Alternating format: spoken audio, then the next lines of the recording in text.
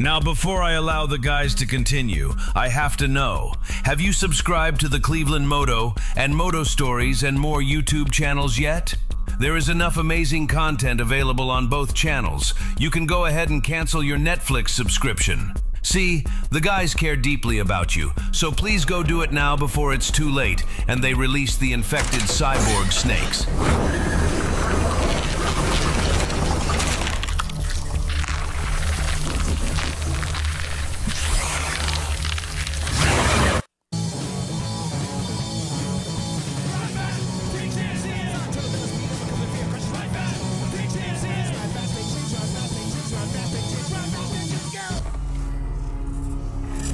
Oh, hey. Welcome to the Cleveland Moto Podcast. Hey guys, welcome to Cleveland Moto Podcast number 561. Light 'em up, boys. That's a fake from me. Me too. Yeah, because I've been nursing the same beer for the past half an hour. I forgot to buy any. It's all right. Oh, I'm sure you got some more energy. And to my immediately left, Just me, Steve, sleeping. and to his left, Johnny Mac. and to his left, Speedy Pete. and behind the bar tonight, Tom Pennington. and your humble narrator, Phil Waters. We are here giving our pre-Isle of Man update. Come on to get you on the fucking airplane. Go to get my ass to Dublin. Yeah. It's been going on. I pre-packed, I depacked, I'm repacking again tomorrow morning, and then we're getting on a plane tomorrow afternoon and flying to Dublin. How hard is it to pack a gallon Ziploc bag? Because I know that's as big as your That's luggage all I is. need, man. That's it. Merritt was joking, and Renee was joking. She's like, okay, so you're taking a toothbrush, you're taking 3 pairs of socks, 3 pairs of underwear, 3 shirts, and like 1 jacket. I said, yeah, that's pretty much it. Yeah. And I could literally take everything just in the pockets of the I was gonna jacket say, down. the jacket's jacket I'm wearing. literally is your Yeah. suitcase. I got to pare down. A few things. I got it down to just my camera case and 1 backpack, but I got to Right. double check the weight of that backpack. Yeah, 22 pounds is what they let you have. I mean, Becky and I pretty much have figured out 2 steamer trunks and like 1 sideboard are enough. But Yeah, you, their plane tickets aren't that bad. It's the additional luggage that's like Oh, yeah. $42,000. Yeah, it's funny because in the international, when you're flying Aer Lingus, you can fly the 22 pounds. Come again? Yes. You can have a personal item It's fun to say. that they don't tell you much about, but then you can have a bag, and then that bag on the flight across the big water, that flight goes with you in the cabin and can weigh up to, that bag goes with you in the cabin, can weigh up to 22 pounds, 10 kilos. And then on the little plane from Dublin to the Isle, 40-minute flight, that now gets put under the airplane. And they don't charge any more for that. But that your 1 bag, your 20-pound bag, gets put under the airplane and not on the airplane with you, because the plane that Oscar and I took on Ryanair from London City Airport to the Isle of Man Airport was like a Cessna. did they not just shoot you with a trebuchet? We thought they should. And yeah, it was really, for the amount of time that we spent It at is London. Ryanair. It might be more comfortable. Yeah, the amount of time that we spent at London City Airport, we really thought the flight should be more involved than that. Yo, Thrustin Justin. Thrustin Justin's in the house already. Oh my God. He snuck in. He did sneak in. He missed us. Super fun and exciting. Did you say he seeped in? I just got to have a great weekend out in up north. And I did learn the rules about traveling in Michigan. If you're going to go above the Zilwaukee Bridge, so if you're going to head 23 north out of Detroit and you're going to cross the Zilwaukee Bridge, then you are officially up north. And the people that live below the Zilwaukee Bridge, meaning Ann Arbor, Detroit, etc., Flint, Lansing, they're called trolls. And do you know why they're called trolls? No. Because they live under the bridge. That's self-evident. Oh, they live under the bridge. And we went up to a place called Greenbush, Michigan, which is along the beautiful shores of Lake Huron, where we were in a beautiful beach house. Lake Huron would be on your right, traveling northbound. And really, really, it's interesting because from a sort of a top to bottom, you're in line with Traverse City. So you're pretty far north. But But boy, did we have a great spot, and all the Jedi Knights were there, so we had 20 people there. That western shore of Michigan's really nice. This was the Eastern Shore, so this would have been, they call it the Sunrise Shore. Oh.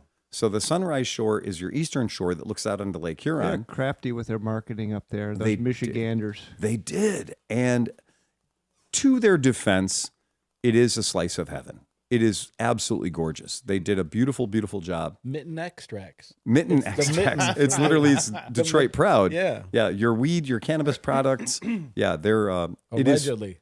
Some miscreant brought this over Oh, from my Michigan. goodness. I personally would never bring this over from Well, Michigan what I can myself, promise you, just saying. as a person that does love Michigan, that it's so thick on the ground there, and it's like its per ounce price is so insanely cheap that our one friend had a vape that he'd bought that was like $6. Oh yeah, no, and it's insane. It makes it's hard. It makes even the hobby of growing Right. not worth it. Yeah. Because it's like I can't really do much better than their top shelf shit, and their top shelf shit $6 a costs gram. Me, Yeah. Well, I mean, like, but it's Some- still way some less than all miscreant. the nutrients and everything else that you got to buy to Sure. supposedly do that. I guess. It's kind of amazing. So we really had a great time, and it was fun because we took the 3-pack of Black Cats. So we took the 3-pack of Black Cats, which is always a crowd pleaser. And if you have the ability to take a 3-pack of Black Cat scooters anywhere in the world, you should do that because everyone's going to have a good time. And we also took BB guns, which is another way to have a good time. So we took a 3-pack of Black Cats. We took a 3-pack of BB guns. I should have let me use my full auto, man. Yeah, well, I mean, and we just, you talk about getting the right group of people, and the Jedi Knights are absolutely the right group of people. And we had the very fancy beach house, and Scotty had laid in 3 full-size refrigerators full of food. And we were joking on the way up. We were like, yeah, we're going to stop at the grocery store. And Scotty's like, why? We have everything. We have everything you could ever imagine. And he wasn't lying, because when we left, there were still hundreds and hundreds of dollars worth of groceries that we couldn't eat. And we tried. Saturday night was like hey, I made you this. You should eat it. And it didn't stop the entire time. And they also went and bought many, many trouts. So they caught some trouts, but then rainbow trouts, and then they bought some trouts. And so we had a lot of trout. You got to be careful though. Like some of the parties I go to, if people said, "Here, eat this," you might Right. not come back for a while. Oh, I had some psilocybin honey, some honey that was tinctured, right? yeah, Some yeah. tuned up honey. And it was funny because we were deciding, like, how do we know the dosage control on this? Yeah. And so the consensus was, well, try a teaspoonful. And again, a teaspoonful of honey makes the medicine go down, right? Sure does. And I tried a teaspoonful, and after about a half an hour, I was like, well, this is pretty good. And then an hour and a half later, I had another teaspoonful, and I was like, this is actually better. And anybody who needs a testimonial about the amazing effects of psilocybin without being too heavy-handed, heavy-handed, we had a great time. It was just a really, really good time. Yeah, you can choose your trip on those. You can really choose your trip on that. And plus, we had what was left of the Perseids meteor shower. Oh yeah. So that was great. So you're sitting there, and everybody's got their head cocked back on the beach. Not the Leonid. No, The Perseid. Perseid. Yeah, Perseids. Isn't there a Leonid though too? I think there Yeah, might be. So how's the light control? Pretty good. Like, It's like grade 1 darkness. oh, beautiful. Yeah, it's pretty great. Perfect. And so we're heads are rocked back. We're sitting in camp chairs around the fire, and we're looking up, and it's just about every 30 minutes. Oh, another 30 minutes. Oh my God, did you see that? And there's always the people that are like, oh fuck, I missed it. And so I think, like our friend Amy, I don't think she got. I think I saw a dozen really impressive meteorite shooting stars that like went across the sky from side to side. And she was like, I keep missing them. I'm convinced you guys are fucking with me. I'm like, no, we're not fucking with you. It's just the way it is. So that's cool. You guys got all the news channels of all the different places to all get in on your joke. Yes. Yeah, exactly. Now, Pete, you just came back from Colorado. I did. Fantastic. Where were you and what were you up to? We did the Colorado BDR, Yeah. which we drove a truck out with 5 bikes and a trailer behind it. Okay. All right. 2 of us drove the truck out, myself and Greg Castillo Okay, great. of Flat Out Garage fame. Yep. And then 3 guys flew in. Okay. We marshaled ourselves there at Cortez, Colorado, near the Four Corners. Cortez, And yeah. Then we went northbound from there. And 6 days later, we were up in Steamboat. Absolutely. We got the Steamboat around noon. So we said, let's offload our bags because we had a room laid on. You can throw this up on the screen, Sleepy, if you want. And then we rode up to the Wyoming border. We didn't actually touch the border, but we were within You were a close. few miles of it. The road kind of like got a little boring up there, so we turned around and came back. All right. But I mean, that is all of Colorado. You got the whole damn state. You know, that's a good way of putting it because Cortez is kind of in the red desert southwest corner of the state, which feels very much like Utah. And then immediately when we left there, the first day we were up in Telluride. Oh, you were? Okay. Yeah, So you made some time. Well, no, that's only 100, and it was like 150 miles. I was the first considering day or you're something. probably going to be off-road. Yeah. Yeah, off-road for sure.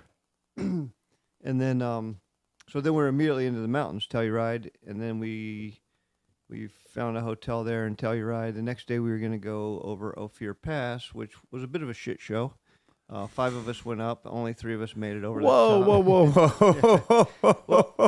There was a lot of other bikes up there. Okay. There was Jeeps coming and going both directions. I didn't get up there with my big bike, the F800, and the smallest bike, which was Greg, didn't make it over. The 3 bikes that did make it over were the 2 DR650s and 1 CRF 500, which is basically a street legal dirt bike, long-legged, powerful, Absolutely. lightweight. A CRF 500, not a 450. 450. Yeah, Okay. CRF, yeah. He was like,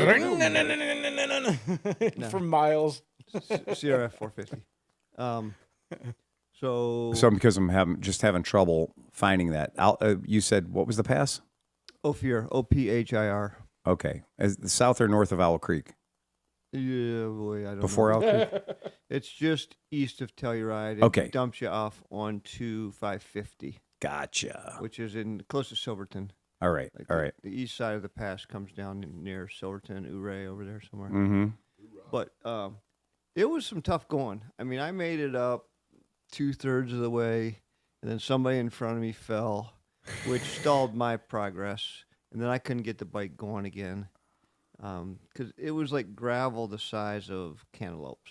Damn. It was loose, and we're on a shelf road too. So I mean, there's like just stones up to the left of you and a fall away to the right of you, and I just couldn't get the bike moving enough to keep it upright without it just falling over again. So I fell over 2 or 3 times. Castillo has like 1,000 pictures on his thing. Yeah. And then, so anyhow, Greg and I eventually got our bikes turned around and went back down the hill, which was, that was tough getting out of there too. I mean, even going downhill with gravity on your side, it was like riding on the break wall at Edgewater Park. You know, the size of those rocks down there. It felt like hard enduro. It really did. On my big bike. I mean, I had the biggest bike by far. I didn't see any other big bikes up there. If you were just by yourself and there was nothing slowing you down in front of you and you could just do it, would you think you could have made it? Yeah. Okay. However, you could also get yourself in trouble because you bounce around so much. You have to maintain certain speed to roll over the rocks. Yes. Because if you try to go slow and pick your way, you just constantly stall out, like hitting. Duff it. Yeah. So you get huck and bucked around. You know, you might be trying to go straight up there, and you get a rock that rolls under you or kicks your front wheel one way or the other way. Your bike's trying to turn sideways the whole time. Yeah, it could put you over the edge too, and it's a long way down. I mean, you don't want to fall off there. So it's a delicate balance between trying to go fast enough to keep a straight trajectory and slow enough to stay in control. But anyhow, I had no problem saying like this ain't gonna work for me. And they said that after that tough section, it got a little bit better, and then there was another tough section up ahead that was even tougher than the first part of it. Wow. I had been over Ophir Pass before on the TW200. Brother Tim and I did that some years ago. And I don't remember it being this tough. So maybe each year there's different things had washed out. Yeah, or different conditions, exactly. By how much traffic's been up and down the hill, how bad the winter was, different things like that would weigh into it. It was gnarly. Greg was sending me pictures and like videos every day of like what you guys were doing. Yeah. For A, I was super jealous. B, some of it was like, okay, I'm down here. You see that cliff with the little thing going up next to it? Yeah. that's Pete. He's right there. And I'm like, what the fuck? Like, you guys Yeah. were on some legit, like, Yeah. don't make a mistake roads, man. Yeah, we were for Yeah. sure. There were some times there that was like pucker factor. Your Nothing- brother says he did Opier pass on a fully loaded TW200. Mm-hmm. He did. He said you really didn't do very well. Oh, but my God. No, he didn't say that. I think we better revisit that conversation because I remember Brother Tim saying, if I had my easy button and I could tap it and get and land in my recliner, Oh, I you'd be, would, yeah. He said I would tap it right now. Yeah. So it's a rough pass, but it's not the roughest there either. But anyhow, so we had the Red Desert, we had the tough off-road passes, we had some excellent paved road passes. We did some like sand whoops. We did this one section north of Buena Vista that was like being on a motocross course. It was just like whoops and banks of like sandy dirt, just prime riding. It was really. And so when you have people that couldn't make it over the pass, Yep. and they turn around and fuck off back, Mm-hmm. then they're just gonna figure they hit the easy button to go around and meet you at the next waypoint. Correct. Okay. Yep. Yeah. But it could be the pass was like maybe 10 miles over Ophir Sure. from the city. It's not even a city. It's like a little enclave of a couple dozen houses of Ophir Ophir. over to Silverton. It's only about 10 or 12 miles. I was going to say, because you're going to go through a bunch of those, because you got California Pass at 13,000 feet. Yeah. You got a bunch. We were over 12,000 numerous times. Yeah. But if you can't make it over the off-road pass, then you have to go around the mountain instead of over the mountain, and it could be a couple 100 miles to go around the mountain. That's what Timmy Moto said. My son and I did that pass last year, but we were on an XR 650 and a Husky FE 350. It is loose. And those would be the perfect bikes man. for it. Right. Legit. A little bit lighter, more dirt focused. Mm-hmm. Um, Wow. and Fucking then, okay, so we did sand, red dirt, red canyons. It's absolutely gorgeous red canyons. Like driving through a postcard. Then we had forest fires we had to contend with. There was a couple places where it was so smoky you couldn't like hardly see more than like a quarter of a mile. Oh boy. And some of the route was actually closed, and we had to do some workarounds, to find our own way. And we'd talked to some other people about, how to get around certain things. But what else do we have? A couple pretty serious water crossings. Weather cooperated. That was one good thing. We had almost zero rain. We had a couple times I pulled my raincoat on, but never really like a gully washer or anything. Temperatures were pretty good. High a couple times, but no, like pretty moderate for the most part. What else did we have?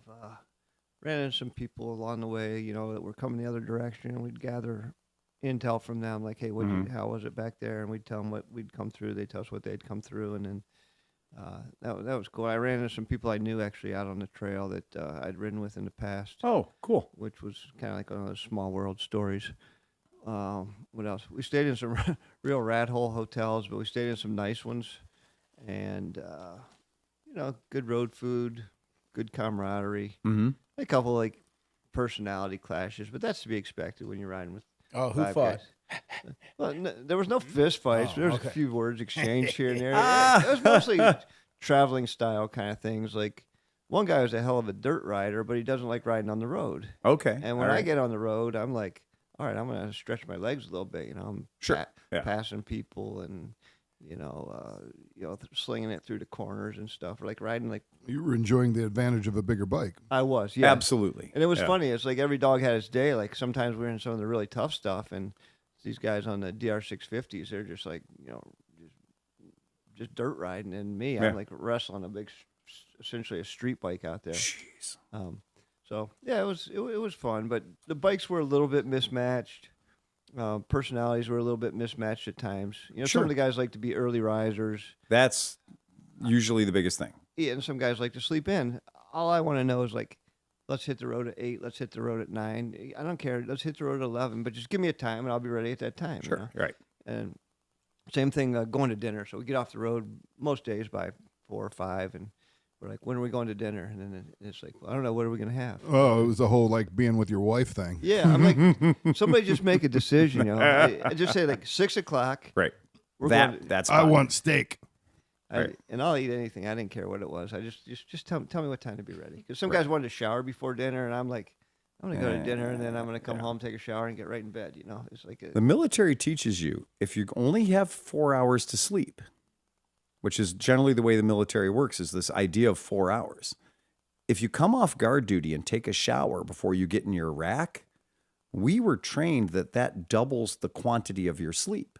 So by having a shower before you hop in the rack, your 4 hours sleep feels like 8 because you had a nice relaxing shower before you jumped in the rack, and you're not just sitting there in the rack kind of stewing in your own juices and being uncomfortable. Take a shower, put your clothes on, go to sleep. Yeah. Well, I mean, I'm ready for. I definitely use that a lot in my life where it's like, okay, I'm only going to have minimal sleep tonight for whatever reason.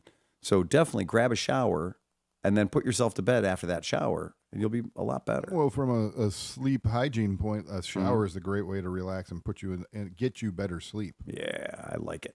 So that's good. I mean, yeah, go eat dinner in your scuzzies. You know? Yeah, that's yeah. Because like once I get off the bike and once I get out of my gear, I don't want to go back out. I don't want to get back on the bike. I agree. So I'm not gonna like Yeah. get all cleaned up, get all the dust out of my eyes Just and to my go back throat, again. and then I got to put that all dirty gear back on to just go out for dinner. Yeah. And I'm always one for walking to dinner if there's anything close. That's like my driving decision. Is like okay, Mexican's right there. That'll work. That's where we're eating. Even if I wanted to eat Thai, but it Doesn't matter. Thai, you got to ride the bike for 5 miles to get. If I don't have to gear back up Yeah. and I can literally walk on foot to where the food is, I'm eating where the food is. Yeah, I'll make do. I'll figure it out. Plus, half the time after you're done eating, it feels good to walk back somewhere because then Yeah. you digest. And Yes. then you go to bed and you Hell, sleep better yes. anyways, man. It Yeah. just fucking works. Yeah, that's I completely agree. Well, yeah, and how many miles is that BDR, that chunk that you did? Because that's the whole state. I ended up doing 1,500 miles. Okay. And that included the work around, going around the mountain when I couldn't get over the mountain. Sure. And that also included when we finished up in Steamboat. We went from there. We had to ride back to Cortez. So we had 2 days of mostly road riding, Sure. getting back to Cortez. Getting down to the bottom because you left your truck and everything down there. Correct. Okay. And then that was some fantastic riding too. Mm. We went into Grand Junction, and Yeah. Grand Junction is just above Grand Junction is the largest mesa in the world.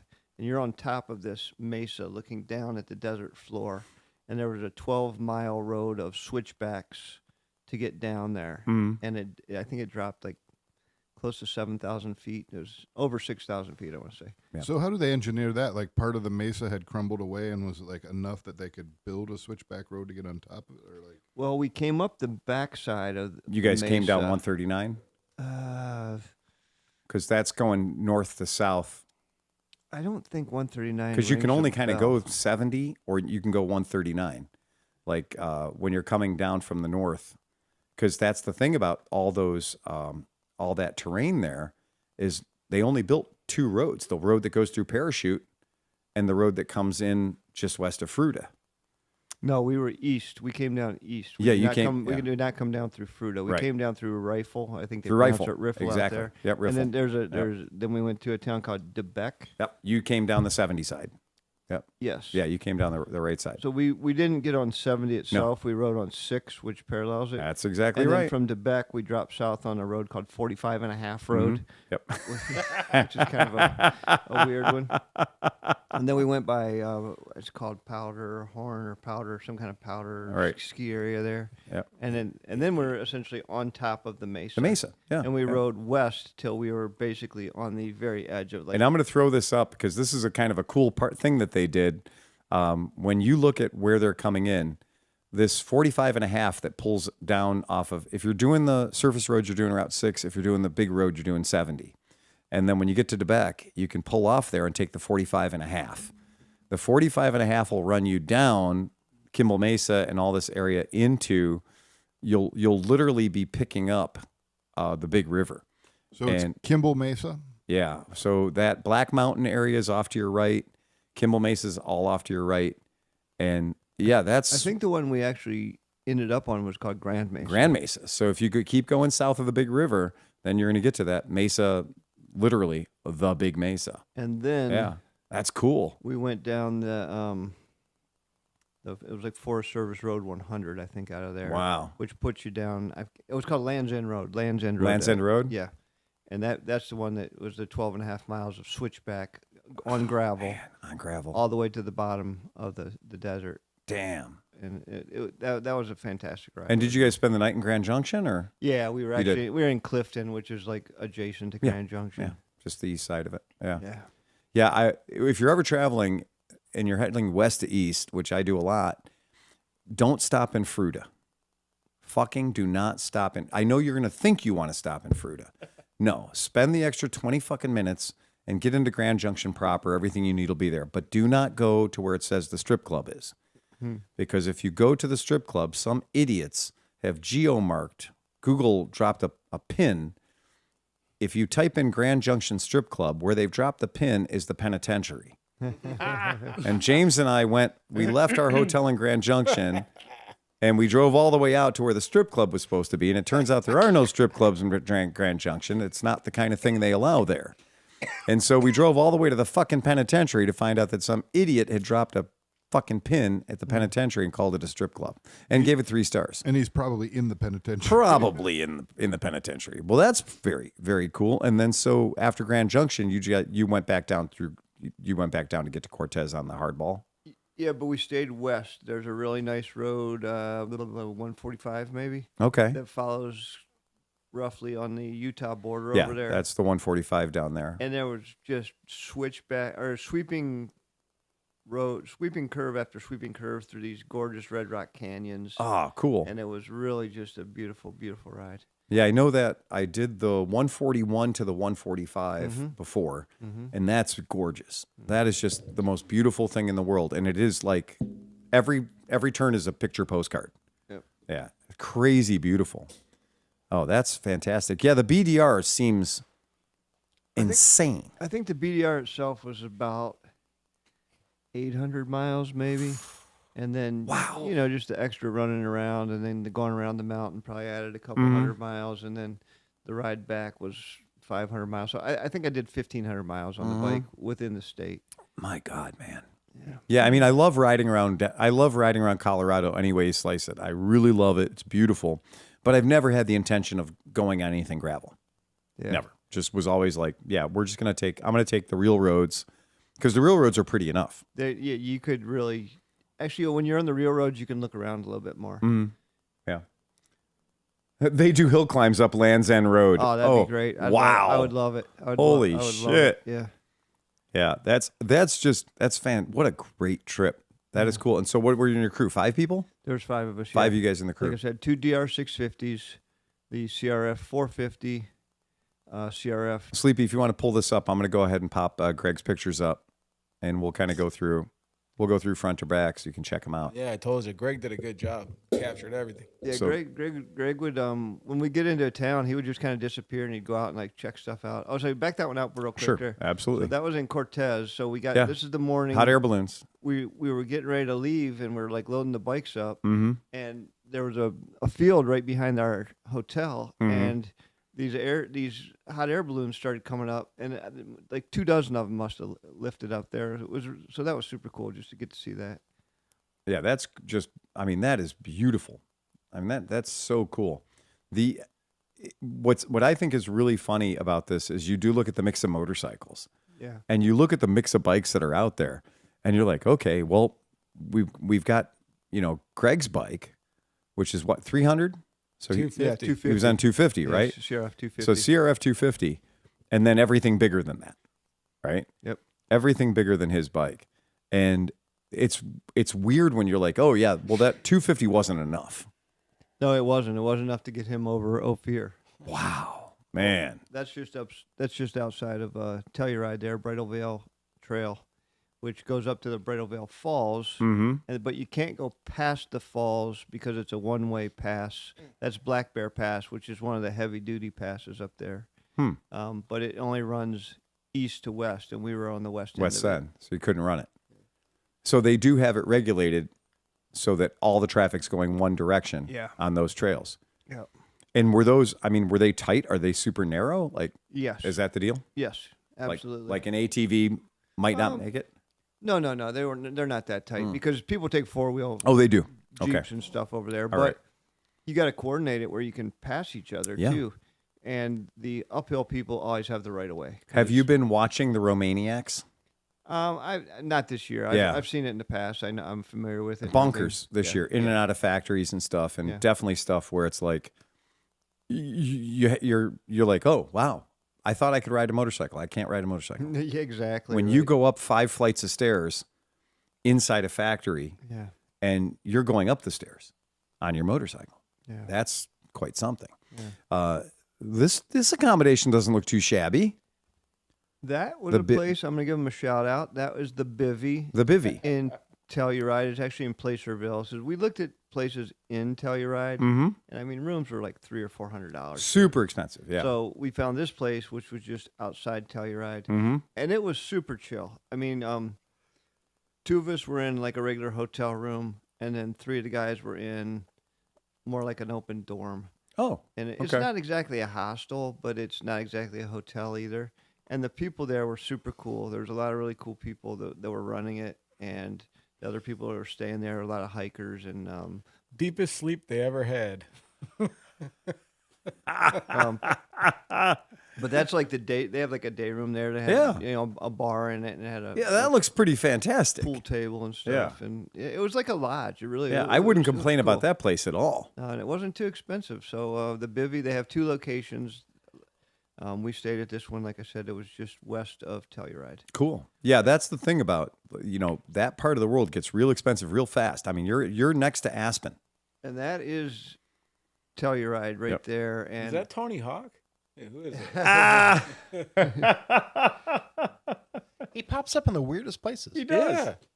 I had a GFO out of Telluride. That wasn't my jam whatsoever. Yeah. There's a lot of like douchey people with like real high end cars. It's and fucking Telluride, man. Exactly right. It is. Just- It's as advertised. yeah, exactly. Yeah. I mean, when you get to Breckenridge, when you get to Aspen, you get to Vail, these places, they're going to be what they are.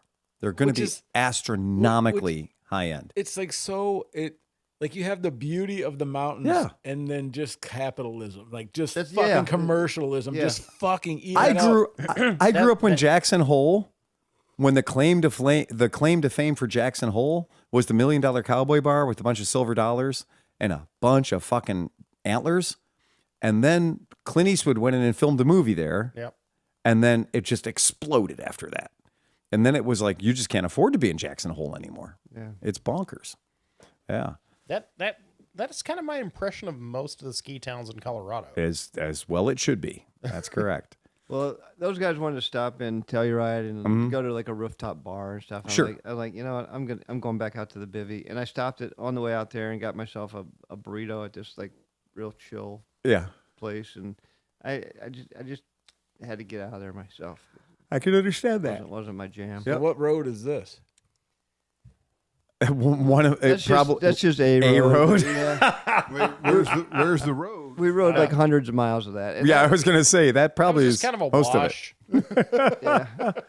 Right. There's nothing descriptive in that. No, photo that to let picture me looks know like exactly where it was. Averageness, right? That's just it. Yeah. Well, there was like groomed gravel, Yeah. and then there was like loose rock gravel. Okay. There were some places with like embedded rock and brown, like or reddish brown dirt, and then there was a little bit of everything. There was like some decent pavement stretches, and there were some like rough pavement stretches. A lot of forest roads. Mm-hmm. Like I said, some sandy sections. The first guy wiped out on the 450 in a sandy section because you could see this like rocky hill climb coming up, and he was kind of concentrating on the rocky hill climb, and then he didn't realize there was like a big wash of sand there. wash right before he got to Yeah. it, and he was all like had his game face on to hit these rocks, and then And the sand right grabbed down. him. Yep, right Fuck. down. Yep. Oh He man. kind of fucked up his leg, so. Oh no.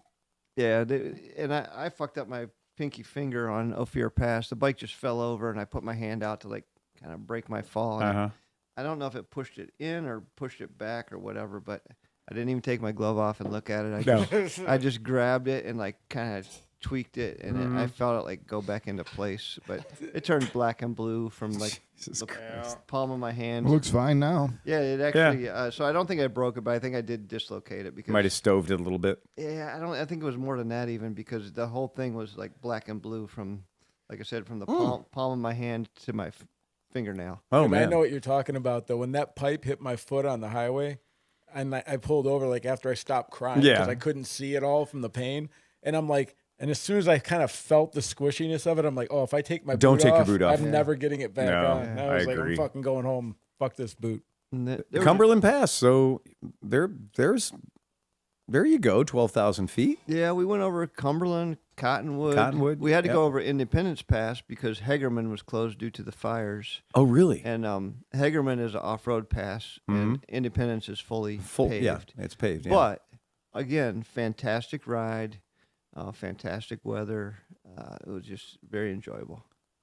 But I would get up and leave the other guys because I had more beans, and I wasn't gonna just had more beans. I wasn't gonna putt to the top and putt back down. And Right. like I said, the one guy was a fantastic dirt rider, but he wasn't real confident on the road. Okay. Plus, he had more dedicated knobbies.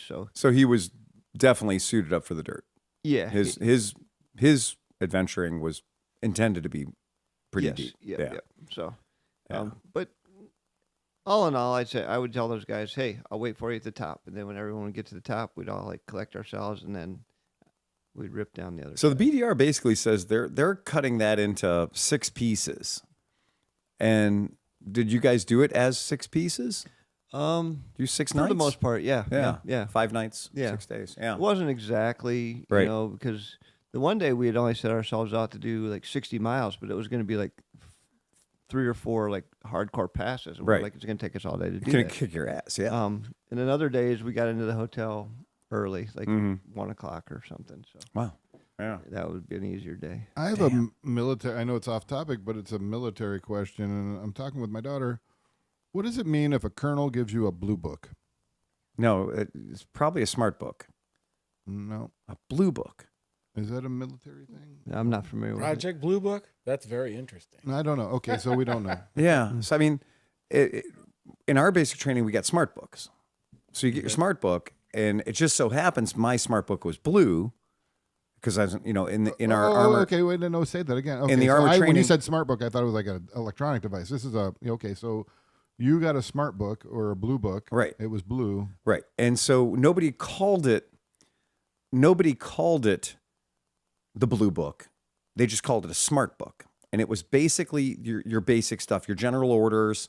It was Well, we had one that was all of our job knowledge, Right. in addition to the general Yeah. general knowledge. Yeah, and the blue book was basically the smart book was some military general knowledge, a little bit of military history, and the idea was when you're on guard duty, you're doing something else, you're not allowed to look at any books, any magazines, any print. You're not allowed to have a comic book or a novel or anything. The only thing you're allowed to read are training manuals or your smart book. So here we go. Yeah. I could be reading too, but maybe it's a Kelly blue book. No, wait. But a colonel. I mean, I don't think a colonel. It's one of her teachers is a colonel. Yeah. And he gave her a blue book, and Yeah. I'm trying to The understand. the what- military. John, Yeah. John got it right here. Yeah. Go Okay. ahead. You ready? Yep. It refers to the regulations for the order and discipline of the troops of the United States. Dates back to 1779. Wow. Yeah. The blue book. Baron I was von probably- Steuben. Oh, von Steuben. Yeah. I was Yeah. probably on the receiving end of the blue book. I wasn't familiar with And the, that one was probably in a sock, wasn't it? Yeah. Yeah. The blue book, our blue book that we had was pocket sized, and it Yep, was, that's actually what it says. It's Okay. a pocket-sized. Yeah, the one that we- pocket-sized drill guide. yeah. And basically, I know that losing it was worth about 100 push ups. I know that not having it was worth about 50 push ups on the spot.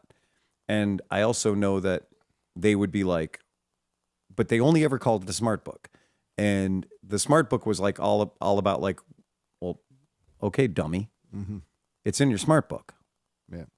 Not only have you been told, but you have a document on your body that tells you what you should be knowing about. So I would wonder if the blue book and the smart book were the same thing. Okay. Nope. They're not. Apparently, the Smart Book reference to a series published by Lightning Press. No, this was not a series by no. I know those. That's Op4. Battlestaff Smart That's Book. That's Op4 shit. Okay, then it probably was the same that was the thing. Smart Book. It literally was just a drill guide dating back to the Revolutionary War. Yes, yes, I definitely get that. But go. they never called it a Smart Book when you were in.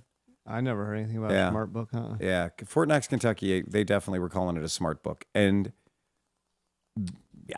So he's a military guy, so he made a blue book or smart book for the class and everything, Oh, cool. and gave her one or whatever, or unless it's an old one or something that I don't know, but I'm trying to figure out a little bit more about it. But Yeah. I thought maybe you guys would. Apparently, so you do. apparently, well, it's still in circulation, so it's one of those things that they just keep going. And now you said your Makes AIT skills.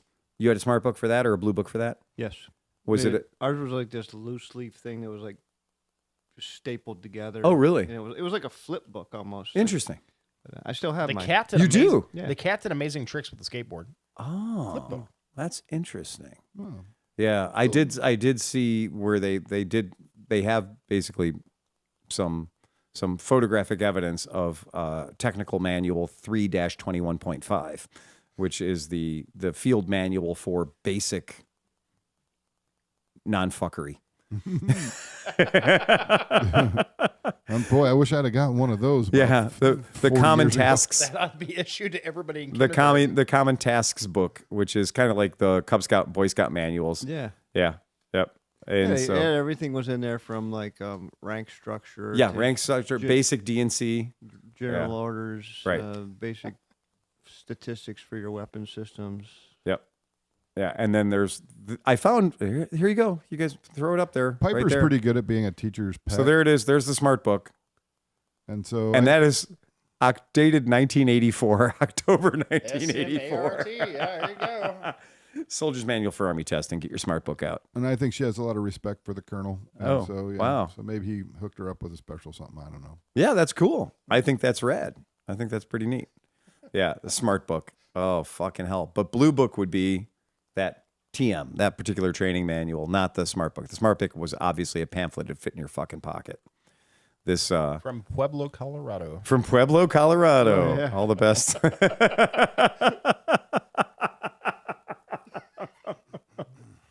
Yeah. Did you get? A lot of people younger than us right now. Did are you get going, those books, Pete? The Common Tasks book, the book number 1, that green book. Oh yeah. You got that right. yeah. Yeah, that's the. Yeah, that is definitely. CTT Common Task Training. That's right. The CTT book for sure. 100%. Yep. And that's another one. You're like, kind of a thick motherfucker. Yeah. Kind of a brick.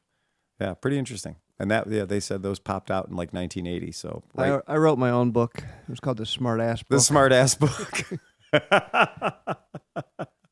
Yeah, when I'm glad that Piper got that. That's pretty cool that he gave her a blue book. That's pretty rad. Justin had a good comment. What's that? Sleepy, you got it?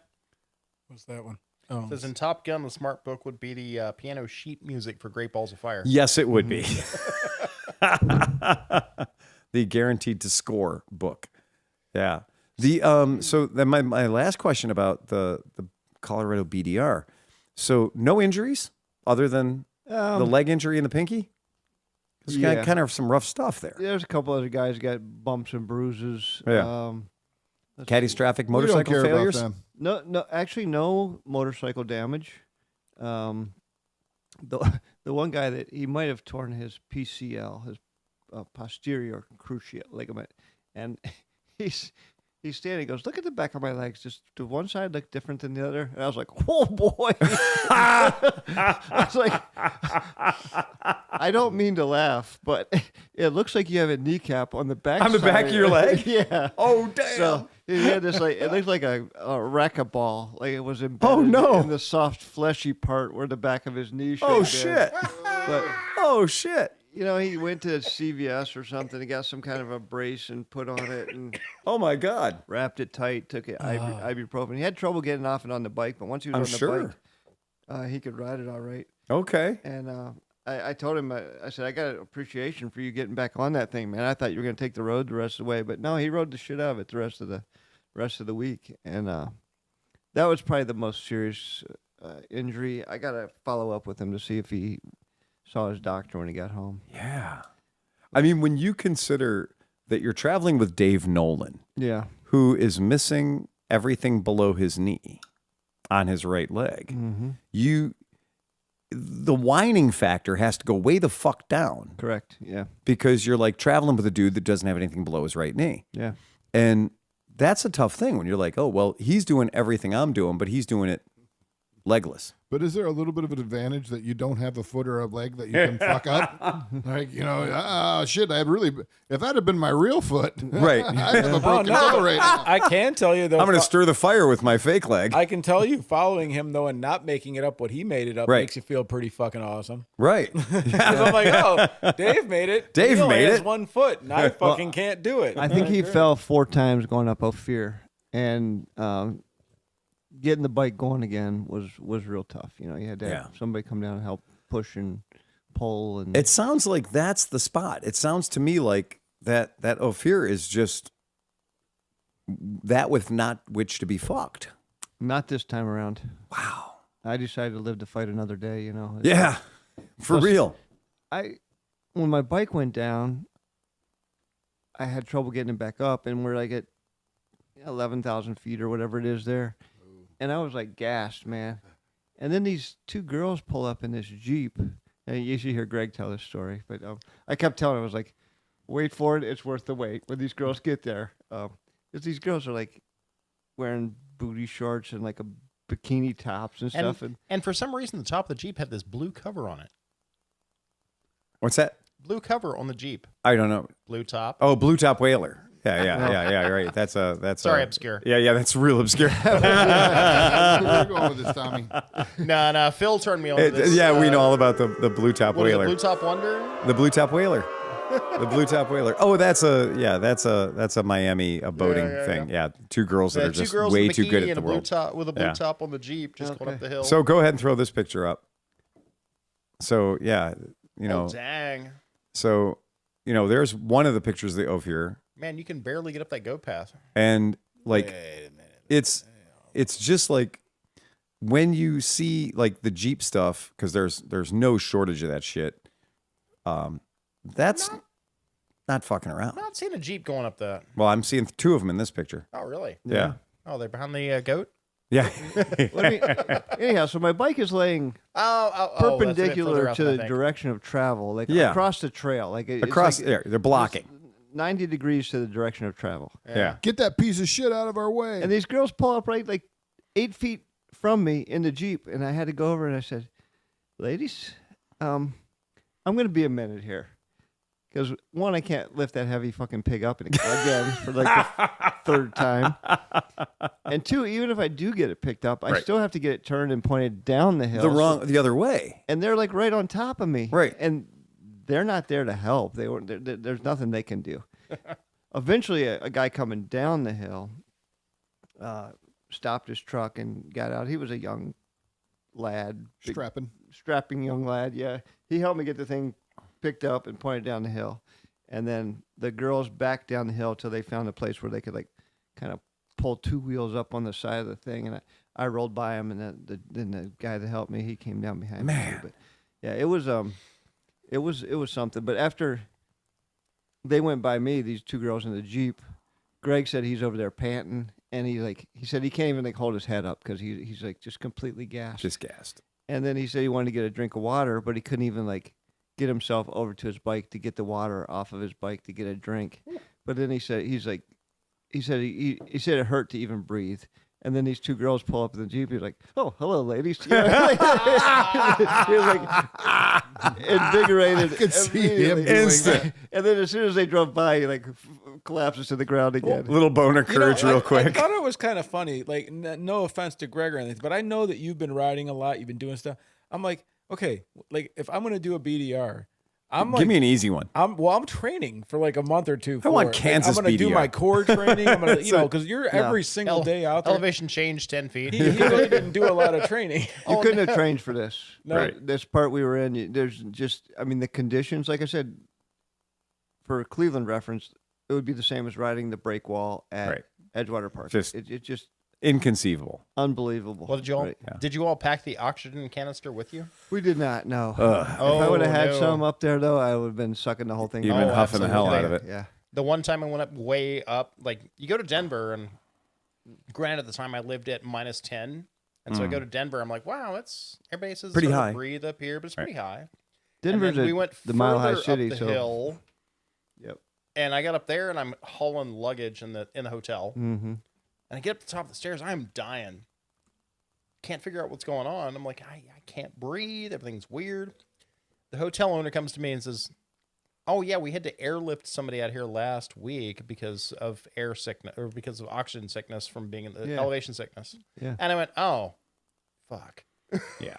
And Yeah. everywhere around the hotel, they had these canisters stashed of just oxygen. Oh, really? Yeah. Oh. Oh, dude, I played back in the day when I used to DJ. I used to DJ all over Colorado. And so I was used to like Denver, and it was like no big deal. Then I think it was Boulder or something that was really high, maybe Boulder. Or Yeah, Boulder is like up a little bit. Yeah, it's up there. But I just remember we went to a bar because I was still drinking at the time, and I pounded like 3 or 4 beers like normal.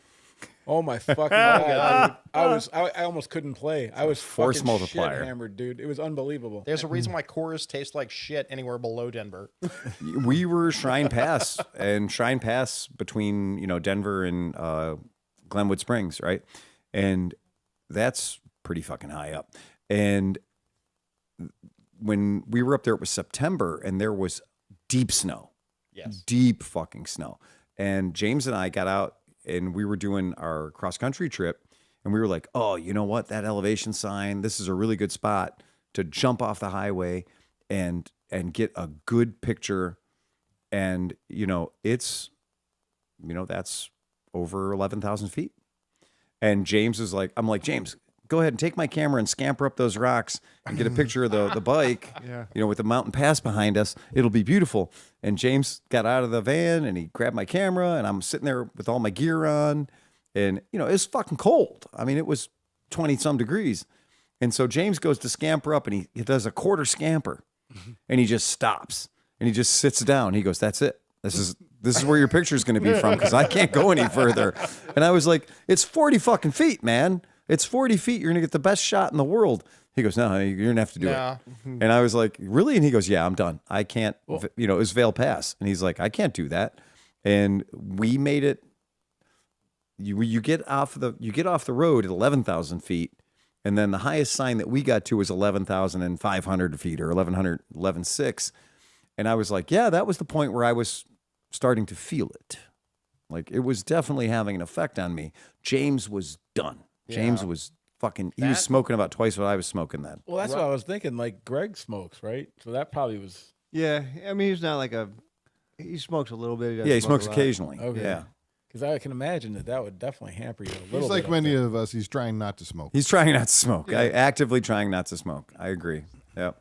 And that was part of the problem with my brother when he was out there too. He's a heavy. He's a smoker. smoker. And he said he never had a panic attack. Never knew what a panic attack was, because I think I was having a panic attack up there. He just said he couldn't get his breath, couldn't have no energy. He wanted out of there. Yeah.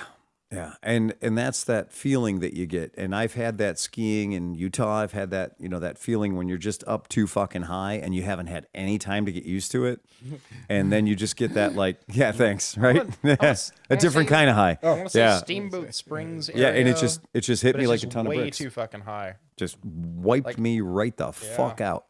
And I just was like, yep, I'm done now. I need to go. I need to go lower. Well, that's like I said, my entire life I could lift anything and carry anything anywhere. Yeah. And I get up there and I'm carrying two suitcases, nothing big, And then they up a flight of stairs, and they're like, and I'm like, I don't know what's going on. I can't catch my breath. And I look at the minibar, and the minibar has a canister. Not kidding. Yeah.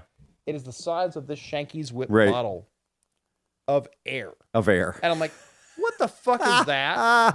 What is it? It's the Perry, The Perry we Air grew up from with Spaceballs. Yeah, It was that's the it. Perry Air. And I'm Right. like, oh my God, fuck no, that's ridiculous.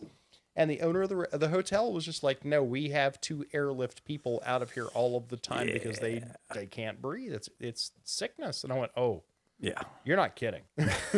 And then I went to Montana, and Montana's the same thing. They have little tiny air canisters in the minibar. I'm like, this is ridiculous. That's funny. That's just that's man. Well, altitude affects people differently. Some people are highly affected by Yeah. it, and it doesn't always matter whether you're in shape or not in shape. It's just your physiology. Some people deal with it well, some people don't. And so until you experience it, you don't know how it's going to affect you. I don't think I've ever been over like 6,000 or 7,000 feet, so Really? I don't know what that would be like. Now, when we were in South America last year, we were up. Because the Andes are as tall as you can get. 14,000. Besides the Himalayas, that's about as tall as you can get, right? Yeah. Oh, yeah, for sure. Yeah. So, yeah, you guys were pretty far up there. We were further. We were higher when we were in South America than we were when we were in Yeah. Colorado. Yeah. Yeah. I mean, That's 'cause something. The Blue Ridges, I mean, those don't go above 7,000. Well, that's- really, do they? The Appalachians and, Yeah. and Blue Ridge and everything else, is one of the oldest mountain chains. So it's not real tall. Mm-hmm. And so once you get out the Rockies, it gets a lot taller because those are fresher mountains. And then once you get down to the Andes, it gets real tall. And then I have to always ask, worst accommodations. What was boy. the fucking Oh, yeah. what was the one that was just fuck you? Did you stay at a jail again? No, I didn't sleep in any Greg jail didn't this like time around. one. There was one he was talking about. He took a picture of. He said it looked like the Rocky Horror, like village or something from the 1950s or so. I don't know. Yeah, we stayed in one very dated motel. I'm not going to name the name of it because I liked the town. I liked the location, and the guy was super friendly. Yeah. But man, it was run down. It was like the bedspreads looked like they were from the 1970s. Oh, really? The mattresses were saggy. Yeah. The carpet was dirty. But he's a good guy. The bed bugs were He's cheering trying. as you And the walked place in. was cheap, and Right. it was in a somewhat of a resorty town. Okay. And All right. it was just gritty. I wouldn't take my family there. But for a bunch of dudes on a motorcycle trip, it was fine. Yeah. But for family, no bueno. No bueno. No bueno. No. It's not Disney. Yeah. The entrance into the shower was about 16 inches wide. It was like you had What? you had to like squeeze between these two tiled walls that were like it was like a stud pocket basically. Really? But then once you got in the shower, it was kind of big in So there. it literally was just the space between the studs. That's what it felt like. Yeah. Okay. Johnny, you would have had trouble getting into the shower. I feel you. Wow. I had to like turn sideways to go through it, and I'm not like a giant guy. But once I got in the shower, it was maybe the best shower of the week. It was like super pressure, good temperature. Really? But it was just a weird joint. It was this old fashioned motel that was. It was like early in your trip or really late in your trip? about the middle. Okay, so it's Yeah. it's not like any port in a storm. No. And Yeah. we had because there was 5 of us, and because we Right. kind of knew where we were going to be. Yeah. We had picked our hotels all in advance. Everything was booked in advance. Good, 'Cause yeah. you're there in high season. It's August. We didn't want to get to a town Oh, man. and not be able to find a hotel. Well, or- you get into somewhere like Glenwood Springs, you won't be able to find a hotel for 50 miles. Well, and when we stayed in Grand Junction, we had booked the room well in advance, and Mm-hmm. then when we got there, they said no vacancy. I'm like, well, I'm glad we had a reservation. You know. Damn straight. And Graham Junction's a college town, so in the summertime you're going to get a lot less the college students that are there. But Yeah. man, And then we had some nice accommodations too, like that bivvy place. That was super chill, super. That sounds cool. And really like the staff that was working there was cool. It was a little hippie-ish, but it just very welcoming. They had like guitars hanging up in the lobby, and like Greg, he's a musician, so he Sure. starts playing it was a ukulele actually. He starts playing the ukulele. and cool. Just we played pool, and then it was a Sunday when we were there, and they don't really serve food there, but the girl that was working the desk, she's like, I have a smoked chicken you guys can have. I just smoked it in my backyard smoker the other day, and she's like just gonna give us her own food. Yeah, And it was just that's very cool. It was really super cool. We gave her a That's nice neat. tip when we left there. That's really nice. And this girl had a really interesting story. And she'd been all around the world, as in bands and stuff. And then she'd been a mountain climber. She was talking about being in Nepal, and she was actually there when the earthquake hit. And Goodness. she had lost some people on an expedition, and it just really just interesting people with interesting stories. Actually, when we were in that flea bag place too, I met a German guy. He was hiking from Denver to Durango, which is 450 miles. He was going to take 45 days. So Okay, yeah. talking to this, and he was like an older guy. He's probably like in his early 70s, and talked to him quite a bit about what he'd seen and blah blah blah. We kept seeing bear warnings, and I asked this guy, "You see any bears up in the woods?" He's like, "Oh yeah, I see them every day." Yeah. I'm like, no shit. So Okay. we saw a lot of wildlife, but we did not see any. Didn't bears. see any bears. Yeah. So yeah, just you just meet a lot of interesting people when you're on the road like that, and sometimes it's in a nicer place, sometimes not a nice place, but yeah, whatever. It's fantastic. Well, that's great. So, and then because the Colorado BDR is absolutely a challenging event. Like that's not, as far as the BDRs goes, that's got to be on apex level. Well, they rank them Right. on their website, and I think it's not the top level difficulty. Okay. It's one down. Okay, But, fair enough. I know Dave said he did Big Bend, Texas, and I think Big Bend, Texas is rated harder than Colorado, but he said he found the opposite. He thought Colorado was harder. Okay, all It right. could all be somewhat subjective. Could be something to do with the weather, something to do with like the trail conditions when you happen to be there, time of year. I don't know. All right. They call it big bike friendly, but It didn't look There's big a couple, bike friendly. There's a couple parts that I didn't find so friendly. Yeah, it definitely did not have the look of being big bike friendly at all. It had the look of being like, But aside from dropping my bike on Ophir Pass numerous times, Yeah. I did not drop it any other time the rest of the week. yeah, the Ophir Park definitely looked fucking scary. That looked legit. Yeah. So yeah, good to know. Excellent. Yeah. Yeah, that's that to me is a great review of that particular thing. I mean, Jesus Christ, man. So Yeah. at this time tomorrow, we are going to At be this time wheels up. tomorrow, we are going to be flying, baby. We're going to be flying. There's no getting around it. Yeah. At this time tomorrow, we're going to be in the fucking air, baby. So you were telling us a little bit about some of the racing you've been watching and some of the bikes that John McGuiness and Michael Dunlop have been riding. Yeah, so they're riding legit old motorcycles. And that's one of my favorite things about when Oscar and I went. We went for the main TT, and you can see everything was brand new, everything was fresh, everything was as new of a motorcycle, as high tech of a motorcycle as you could get, because it's all about just being the best and the fastest and all the things. And this is historical, and this is definitely about honoring the history, right? And that's a pretty neat thing. And just for fun, we thought it'd be cool to show you the bike that John McGuiness is running. And so we'll go ahead and we'll throw this up, and you can put it up on the big screen if you want.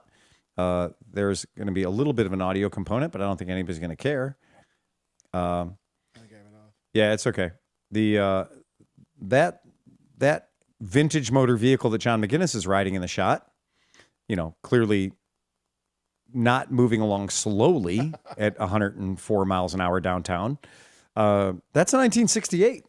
So that's pretty cool. That's older than anything I rode to work today. And yet he's barreling along for 37.7 miles at an average speed of 1,000,000 miles an hour. If you think I'm impressed by this, you are absolutely right. I think that what these guys are doing, I think that what they're doing is amazing. But what they're doing on vintage machines is even more amazing. Oh, I can't wait. It's just out fucking outrageous. And so I'm really excited to get in the pits. I'm really excited to see these cool old bikes. I think it's going to be super, super cool. The interesting thing is that Michael Dunlop is going to be running an Enfield in senior TT in the 500cc, and he's going to be running an Enfield in the 350 class. These two machines are both 50 years old, 60 years old, custom built, legitimately built, and have raced and campaigned many times before. Now, that bike that we were looking at, that was the Peyton Bic 500 The Peyton. 8V. Yeah, the Patton. Yeah, so here we are. I'll pull up their website for you because they've been doing this for a minute, 1968. And so they continue to build motorcycles, and I think this is fantastic. And so they are building motorcycles. Cost is no object, and they are building bikes either to be an absolute tribute to their old bikes or building their bike to be an old bike base, but then modern suspension and modern brakes and modern tires and all that kind of crap to build it. Bicylindrica. Yeah, 2 cylinders, baby. 2 cylinders. Bicylindrica. Yeah, Bicylindrica, 2 cylinders, 8 valves, and they're building it as a 60th anniversary. They're building it as, motorcycles that are a street legal replica, right, of their 60th anniversary bikes. And so there's their street bike that you can buy today, and that's kind of their top of the range motorcycle that's a fully street legal bike that you can ride around on, that has all the modern elements of a modern race bike. And that's pretty sexy. And again, call them. They'll build one for you. Starting price seems to be about $100,000. And then they also build pocket change. I know, right? And then they build this sexy bastard. Oh, it's got the right number of headlights. It looks like a very concerned frog. It looks like a robot from any of the 80s sci-fi shows. I'm going frog. 100%. It looks like a very concerned frog. I was thinking Manta Ray, maybe. Manta Ray also. Face. Yep, exactly. I'd ride it, though. Super fucking cool. And again, this is the... Yeah. That is an awesome face. It is an awesome face. Wait, I got it. Salamander. Salamander. Oh, yeah. Right, salamander. It's the Gecko Geico. It's a very concerned lizard. Yeah. It's so cool looking. Yeah. What sort of a power plant are they? That 500 motor is crazy. So in this particular situation, we have to see which particular motor they're running in this one, but this the bike that they're running, and so so Oscar and I got to watch Michael Rudder, kind of a big deal when we went, and we got to watch Michael Rudder run around on one of these bikes. Is he Dutch? He's a Dutch rudder. At the time, he was riding a big bore in TT. He was riding big bore BMWs. So all the other motorcycles would come down the track, come down the road at you, and they'd be like, and then the BMW would come down. And like you could feel it in your fucking chest. The BMWs were so fucking loud. Yep. They were amazing. And it was just so fucking badass. And then obviously this is the one right here. So this would be what you'd buy if you wanted to be the cool kid on the racetrack, or if your name is John McGuiness. So this is what he's riding. And that's just really sexy. That is, yeah. Yeah, that's just a dead sexy bike. And it's really, really neat to see. And that's kind of what I'm looking forward to is here we have modern technology building a vintage machine, building a 105 decibel, ear-piercing, screaming, awesome, fucking cool. I'm just super excited about the entire thing. 12.5 rev or 11.5 rev. 11.5? Okay, there you Yeah. go. That's pretty cool. For a I'm parallel loving that. twin, that is not fucking around. No, it is not fucking around. Or 80 it's- horsepowers. Or it's any 1970s Honda. Yeah. That's a lot of revs for any twin ever, but 80 horsepower out of 500 cc's is pretty solid. I just found a 68 model that is only 75,000 euro. Okay. Yeah. All right. There you go. Yeah. So this one starting price is 84,000 euros. They'll build one for you. They seem to hold their value then. They not the depreciation one would come to expect. So the whole, I think part of what makes it fun is the idea of these amazing road racers, these amazing, Isle of Man champions and these heroes, but they're also riding old bikes. And I also think it's fun that they're turning lap times that are only 10 miles an hour slower than the brand new cutting edge, what is the best, fastest bike on the planet me that, today. I was like, holy shit. Yeah, right? Well, I yeah. mean, it just goes to like if you ever go to a track day or anything, you can never judge anything. You could the fastest dude on the track could be on a fucking Ninja 350 or 300 or whatever. it is, There's a you know? video that keeps popping up. This guy on like a Ninja 300, Yeah. lapping guys on Kawasaki H2s and stuff out there on track days because he's been racing for so long that he doesn't need all the power. Yeah. Do you guys watch the Carson Brown videos where he just takes random like that? And the moral of the story is if you're fast, you're fast. You're fast. You put him on any kind of piece of shit and he's still They're gonna run. fast. Oh yeah. They're gonna run Put them on a Helix scooter and watch them fucking and just air it out. And just watch them go. Tear ass while Yeah, laying back, listen to the radio. I completely agree. Yeah, I completely agree. And so I guess as of 4 hours ago, Michael Dunlop on his RS250 Honda set the 250cc lap record at 120 miles an hour. Holy shit.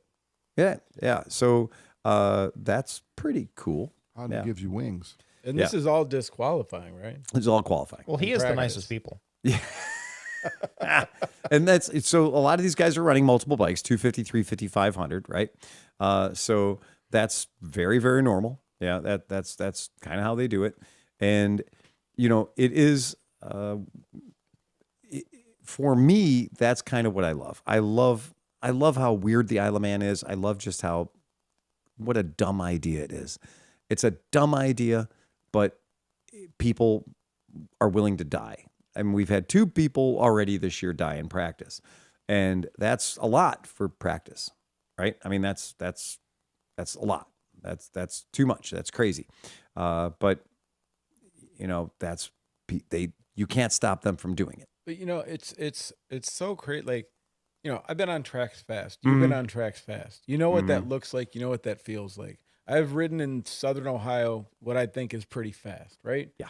But then, like, you watch the Isle of Man, and you're like, this is a fucking video game. Like, it's not anything that I've ever experienced, because I might have gone that fast when I was dumb on a highway, but that's not the same thing as being, like, on a 8-foot wide road with fucking, like, it's comical how fast everything goes by. Think about what you just said, the 120 mile an hour on a 250. On a 250. So you know how you know how it is to go 120 miles an hour on a motorcycle.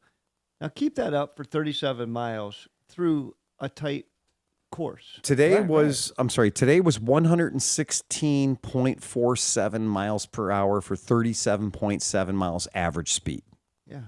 That means that you got to be going, if you're going 60 at the slowest parts, you got to be going a lot faster in the fastest parts on a 250. Oh, and there's some turns that are like 10 mile an hour turns. Super small. Yeah. Super.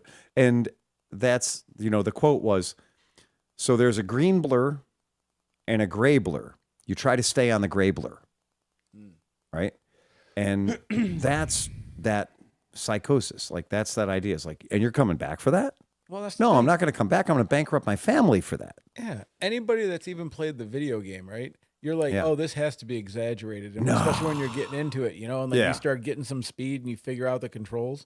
Like, you're like, oh man, fuck. And then you watch that Hickman dudes and somebody posted one today, like a lap time doing that. And it's just, it looks so unreal because the bike is at like 13.5 RPMs. Yeah. The thing is bobbing, but you can tell he's going so fast that the thing is just kind of floating over everything. And you can, just watching the footage, you can see that dude is thinking like so far ahead of where he is at that moment, and also remembering where he is at the. It's fucking nuts, man. I cannot wait to see that. There's 2 or 3 points in the race where your tires are not going to be on the ground. Right.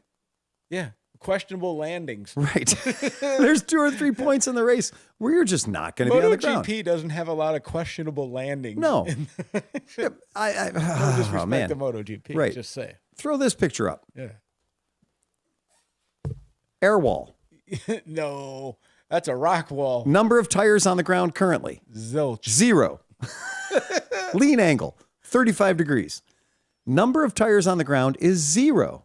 Yeah. He has no tires on the ground. Wait, how about wall clearance? Wall clearance, 8 inches? 9 inches? Yeah. Tops, right? Come on, man. This is bonkers. This is fucking bonkers. And that's the 252 stroke he's running, right? So, yeah, that's Isle of Man. That's the crazy part. That's the bullfighting on acid. You know, that's the part of it that is just, there's no motorcycle racing to me that is anywhere near as intense as this is. Well, to the point where it scares me. This is what I was thinking, right? Right. So they did this thing recently, and they talk about why, like, when you're sitting at a campfire, you feel relaxed. And one of the main reasons is your brain cannot predict the flame licks. So your brain has to constantly be like looking for what's happening next because nothing's remaining still. Right. Because it's just like a computer rendering. If Absolutely. it's the same thing. It doesn't, it's not rendering that thing, but now it has to. Right. So can you imagine, like, the thrill and rush of your brain having to render all that shit going that fast, plus the feeling of it, plus the anxiety, plus like, oh fuck, it has to be insane. It's got to be crazy. Yeah. And that's what, the thing we've been kicking around for a while is like, you can't shoot a rabbit with a shotgun from the back of a dirt bike. But have you ever sat and watched a fire? Like that kind of a thing. Like, no, I don't need TV. You ever sat and watched a fire? Right. And it's like, it's that thing where you just instantly calm down and you instantly relax. And then when you see what these guys are doing for a 37-mile one lap, right? And the bikes never come off RPM. It's like, no, it's like when you're I've never built a bike that could survive 37 miles at full chat. You talk about fear. You talk Right. about anxiety. You talk about the future, the past, whatever. Right. Worrying about crashing. None of that matters. Yeah. When they're on that bike, it is pinpoint focused. The second they left the starting line, death. No, I don't care if I die. Right. Don't care about anything except winning this fucking race. Yeah. What's the saying? You're either going to win or see God. Right. Yeah. Either way, it's a hell of a thing. They've thrown all caution to the wind. But you know what? This is the thing. So like, there's a whole bunch pinpoint focus. There's a whole bunch of aspects of racing that are pinpoint focus like that. Even RC car racing, when you get to the higher levels of it on the hour-long mains, if you make one mistake, you lost. Like that's it. Like you have to be flawless. But now add in, you're going to die. It's not like, oh no, I fucking broke my A-arms and now I got to buy new ones. Or, oh shit, the team's mad at me. I crashed the car. I broke the car. Yeah. No, Right. This is like, not only do you have to be fucking focused and hyper-focused, and like John says, nothing else matters. You're looking at that dot in front of you, and that dot needs to be gray and staying on it. God. And the result of you not doing that is either very serious injury or death. Like, that is just fucking... You're not even going to know it, probably. Yeah, that's exactly right. Maybe for a minute. There might be a slight moment where you can be like, oh, shit. Yeah. But the thing is that, like, in a way, like, you kind of know you're going to live forever at that point. At somewhere, there's going to be a plaque. So it is kind of a weird thing. Like, kind of makes you feel at least a little bit better. Like, all right, well, at least... I agree. Yeah, I agree. There'll be something. Yeah. Right. God, man. I don't know. This is going to be sick, dude. It's going to be, I'm super excited about it. Absolutely fired up about it. And Oscar and I were there in 19 before COVID. And so we're going to have a car now. So there's going to be elements of the trip that are going to be different. There's going to be a bunch of us in the same house. We're going to be doing some touring and some sightseeing. We got listeners we're meeting up with. Chris P. I know. I saw him getting his motorcycle ready. Yeah, he's going to have his fire blade. That's cool. Yeah. Right? That's fucking badass. Like, I really, really am looking forward to this. And to me, I think that it's just one of those pilgrimage is the word. It's a pilgrimage. It's a thing that you're doing, and it's a lot, but man, the payoff. And I'm taking like you said, like we're taking 2 things, pair of underwear, a couple things, but I am picking 40 pounds of fucking camera gear. So that's what I am. I'm not filming every aspect of this fucking thing. I definitely have been feeling a little bit like, man, maybe I wish I would have went, but I just think it would be a lot for me. I mean, it would be. You're doing a 20-hour flight and everything, and for real, it's not 20 hours. No. It's definitely not. It's like going 7 hours. Yeah. It's 7 hours to get to Dublin, and then we get a 7 hour timeout, and then we get like a 1 hour flight to get. Dublin. Oh well, then that's not too bad. It's not too bad. It's not too terrible. Takes longer than that to drive to Colorado. Maybe Boy, it sure does. Maybe next time. We drove straight home after it. Oh, you did one jump? 28 hours straight. Oh boy. Yeah. Oh boy. And was it just you and Greg in the truck? Yep. Oh boy. But the good thing was we timed it to get through all the major cities without it being rush hour. Right. So, once it gets dark, you're like, the road's kind of empty out. We're like, let's just fucking go, man. Hammer down. Yeah. And I've done that trip a bunch in one shot. And then listen to this. We get all the way to Westlake, which is like 10 miles from downtown Cleveland. Yeah. And one of the tires on the trailer gives up, blows out, like 10 minutes, 1,600 miles we've done, 1,700 Jesus miles. Christ. And then we had to stop and change one of the tires. And you showed me the picture. It wasn't just like it went flat. There was disintegrated. Like 2 pancakes and no tread in the middle, like just gone. It just cooked it. Yeah, it did. It cooked it. And it looked fine when you left. Well, we kept checking it, and the one tire kept getting hot. And I'm like, heat destroys tires. Yeah, the heat is the deal. 3 tires Yeah. you could put your hand on and like cool as a cucumber. This one tire is like, it's getting hot, man. It's getting hot. But what's the chances that let's go 10 miles from home? It's kind of weird. Yeah, I get that. 10 miles away from home. That's when the transmission failed in my hearse. I'd done a 1,200-mile round trip, and I made it back as far as Elyria, and all the important juices came out of my transmission. And I was like, this sucks. 7 miles from my house, and I'm pulling into like Motel 6 parking lot. That just reminded me of something else, too. You mentioned Parachute, Colorado. So we were going through Parachute, and we see these train cars like just piled up between like just south of the road that we're on. We're on Route 6 right through there. Yeah. And we see these train cars just absolutely piled up along the tracks. We're like, the fuck? It's like a fucking train wreck. We're like, gotta stop and look at a train wreck. Yeah. Right? Well, it's literally a train wreck. It literally was. So Right. we all turned around. We're like, That's not going to happen too often. If you don't stop and look at the train wreck, you're not we living go up to it. back, and there's like an access road to get down to the tracks, which were 100 yards south of the highway, maybe. And there's just stacks and stacks of train car parts in this field, and we're like amongst them. Like you could like climb over them, and there's like, the big train axles. Yeah. There's one point where I'm sitting on like the axle of the train with the 2 big wheels. Like it felt like I was sitting on a giant sofa or something. But like the NTSB wasn't there, the railroad police wasn't there. There was no like fences or even like caution tape that say like no trespassing. We were able to just like check this train wreck out. So we spent like 20 minutes like looking at it. And was in Parachute? So it was in fact a train wreck. It wasn't like a depot or a junkyard. Correct. It was an actual train wreck. And so we Googled it, and it came up. We were there on like August 10th, let's just say, and the train wreck happened on August 1st. So it happened like less than a week because we said this had to be recent because It had to be, right. The train wheels weren't even like rusted. There was like no surface rust. They're real shiny steel, and they were still shiny. An empty coal train derailed near Highway 6 in West Parachute, Colorado. Yeah. Damn. Meanwhile, there was all these people at like a 400-foot radius, and they're like, "Their dummies are going by the chemical. Get them out of there!" Yeah. Radioactive train. Yeah. Palestine, We Ohio. did make some East Palestine jokes when we were there, Yeah. but another train came down the tracks, which there was sections of the rail that were laying there. They were all twisted up and stuff too. Damn. But they must have, since the wreck and before the Right. time we got there, replaced the rails and everything. Figured shit out. So this other train comes by, and it's like going like 2 miles an hour. So Right. the engineers must have known that there was a wreck there. They're like, we got to slow down and check this out too. Yeah. And it was just wild. It's just kind of like the sightseeing things you come across that were unexpected. We also went to this museum in Craig, Colorado. We were driving by this field, and there was like all this like military equipment and helicopters, but then there was tractors and fire trucks and all kinds of shit just parked in this field. And we're like, let's go check that out too. So we turned around and we went and looked at that. And they had one of those old Sikorsky helicopters, like from the Korean War, like the one they had at Magnum PI. Sure. Remember? Yeah. And Screaming Mimi. you could like climb up in the cockpit of it, and Wasn't that just Simon climb- and Simon? It was. It wasn't Simon and Simon. It was the Screaming Mimi, the pink helicopter. Yeah. It wasn't With the Simon. apple in the mouth. And There was They even had a robot.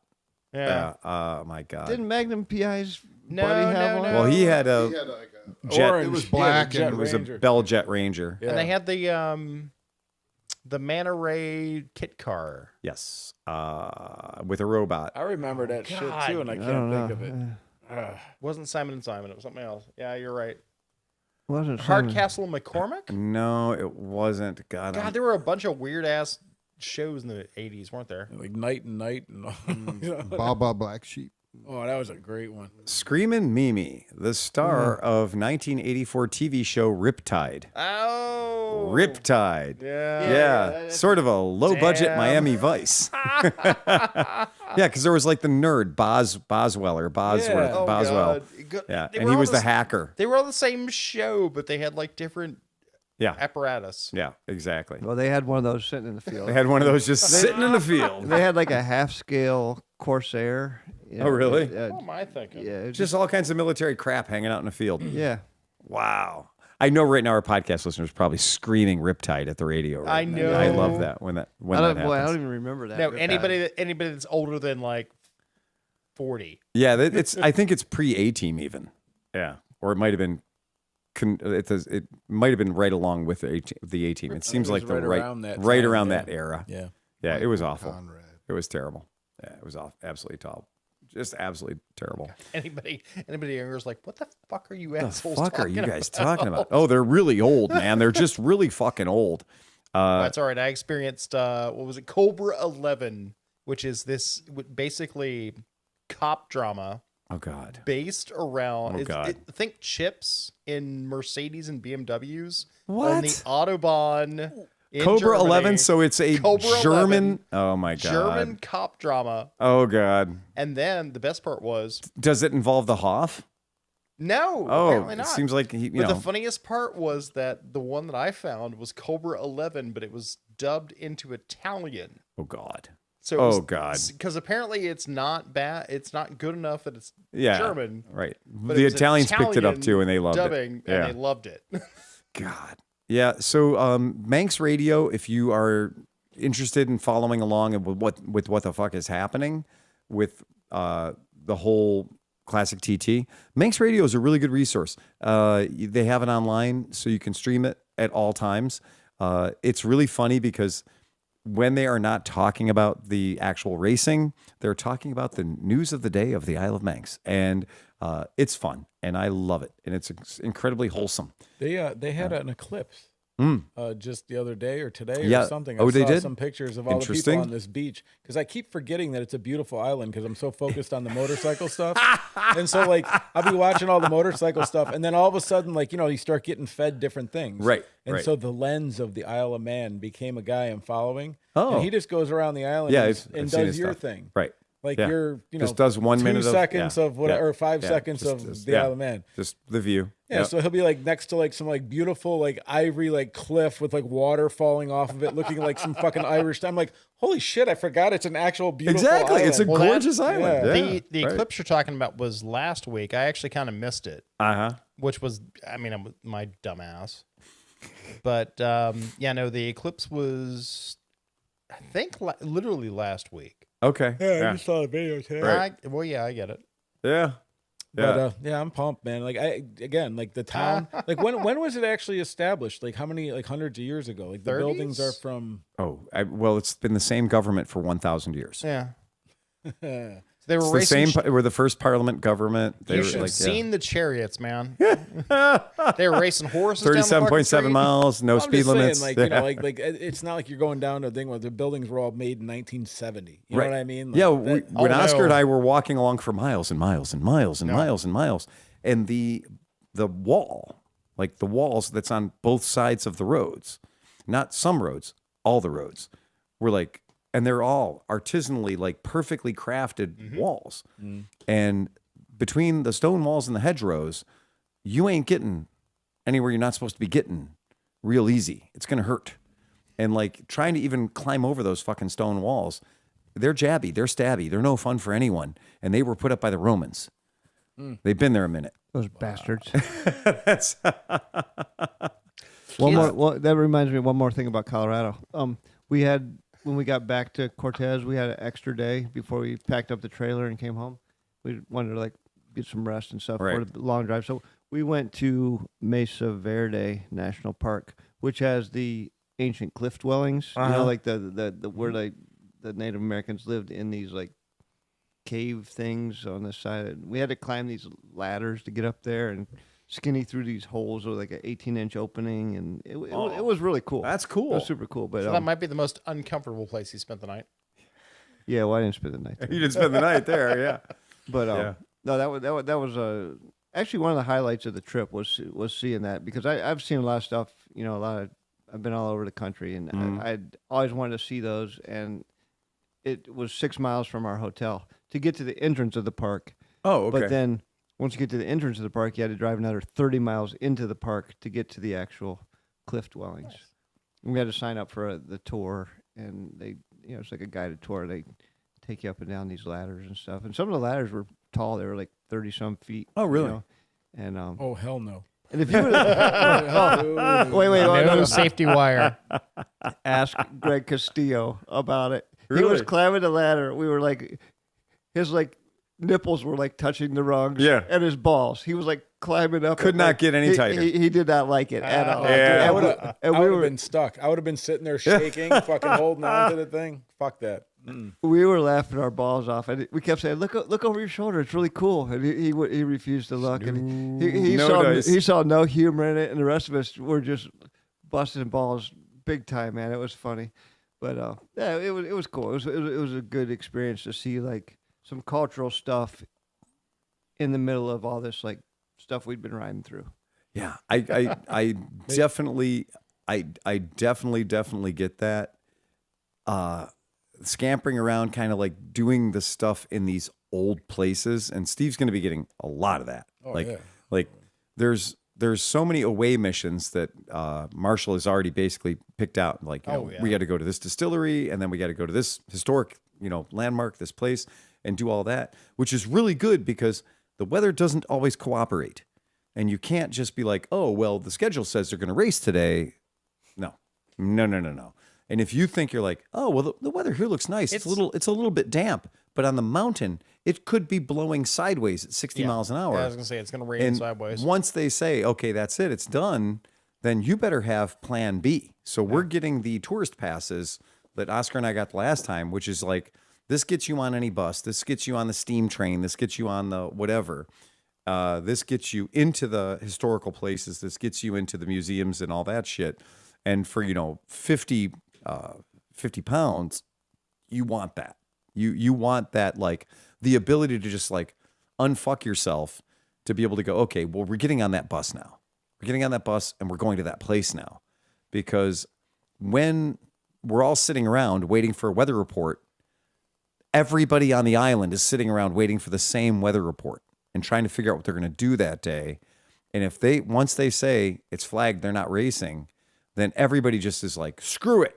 Head to this museum, head to that thing, head to Derby, like, go to Peel, get the fuck out of wherever you are to go do something because you spent a ton of money to get here. You don't want to just spend it sitting at the fucking Airbnb. You don't want to sit at, and we have our Airbnb is really nice. It's in downtown Douglas. It's a good spot. I mean, if we get stuck there, I'm not even mad. No, I'm not even mad. Yeah. I'm not even mad. We just have to figure out who's going to sleep two up in the bunks because we have a math problem.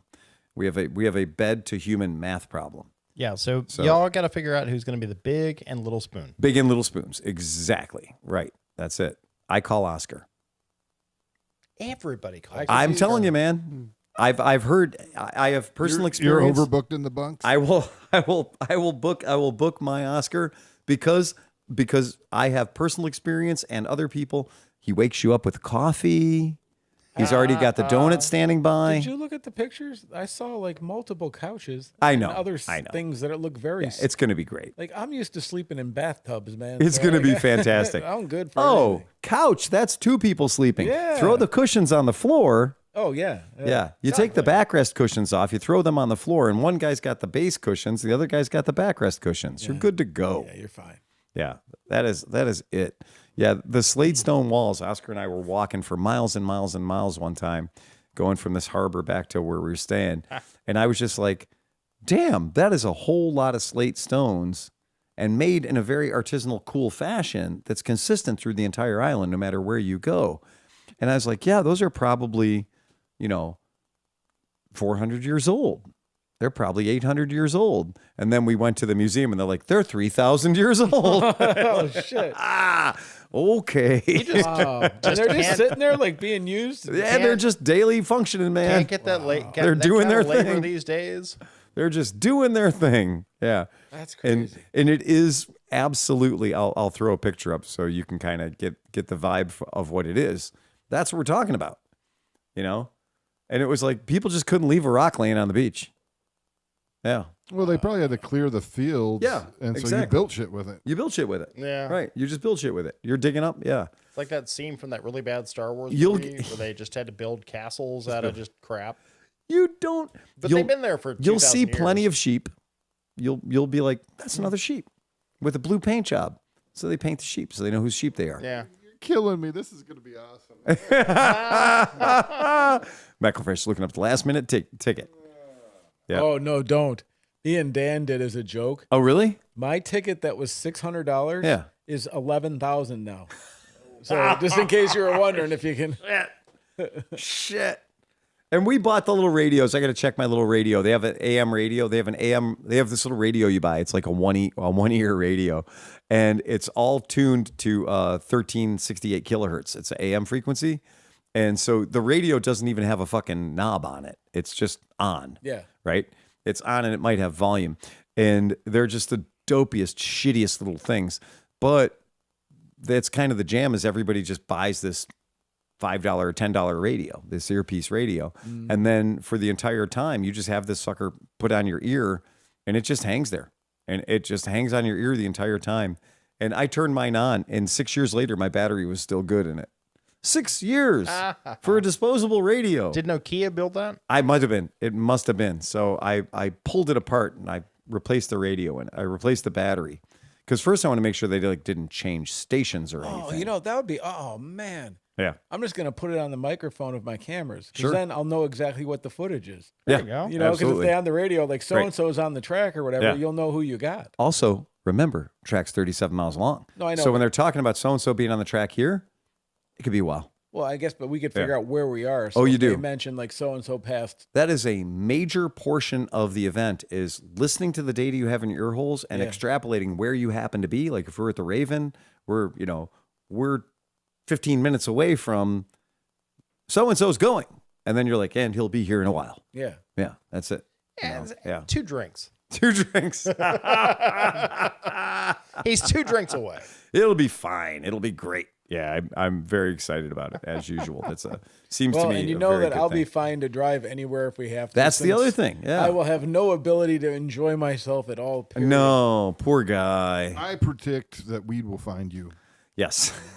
Well, And you've To taken, our international listeners. and you've if any- taken care of your pharmaceutical situation. There is no. Dude, I went down the rabbit hole. Tried You did? everything. It takes up to 3 months to get. It's fucking crazy. Oh, They're crazy out man. there, man. Wow. Disrespectful to us. Well, This is okay. gonna be okay. What are we there? 10 days? Yeah. That's about 25 years. I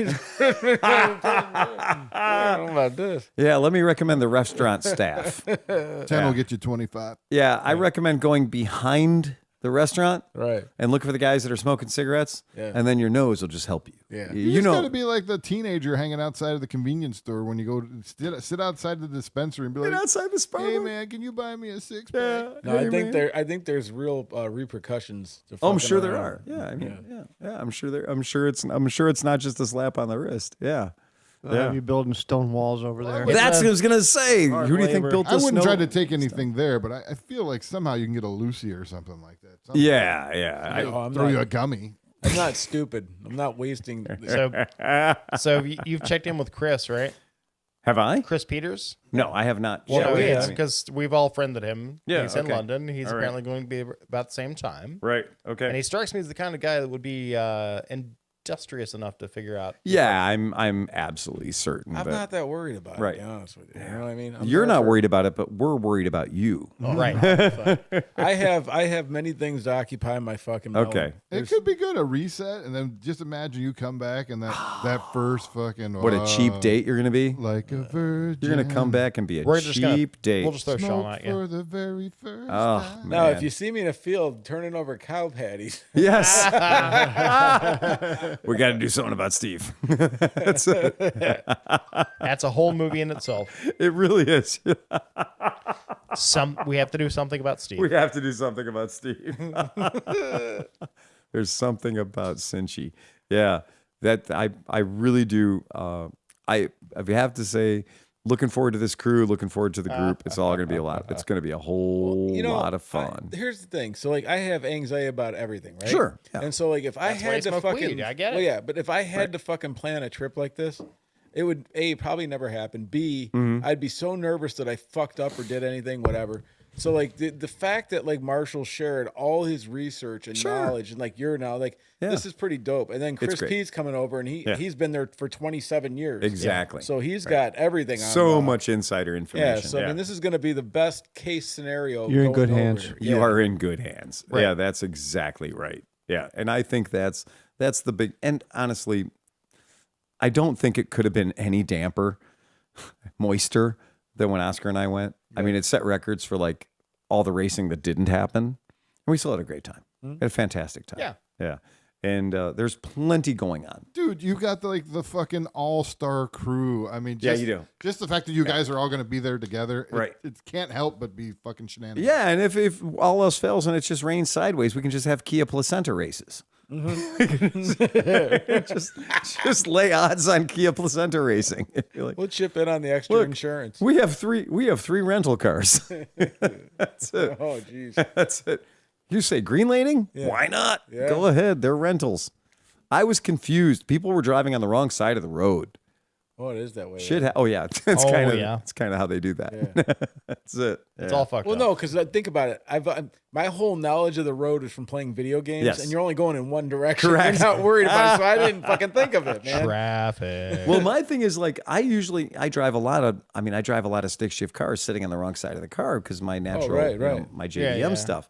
But again, so shifting with my left hand and the fancy footwork is not a big deal. But what is a big deal is every single time that I travel anywhere that I'm driving on the left hand side of the road, it's all well and good. When the lights, when it's sun shining and the birds are chirping and I have a destination and I know where we're going, I can keep myself on the left side of the lane pretty fucking well.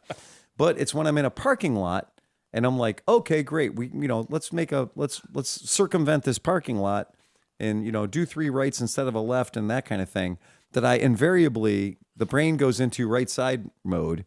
And I've had several close calls in the Virgin Islands where it's just been like, wow, that was a lot of profanity coming out of that guy's mouth in a very short period of time.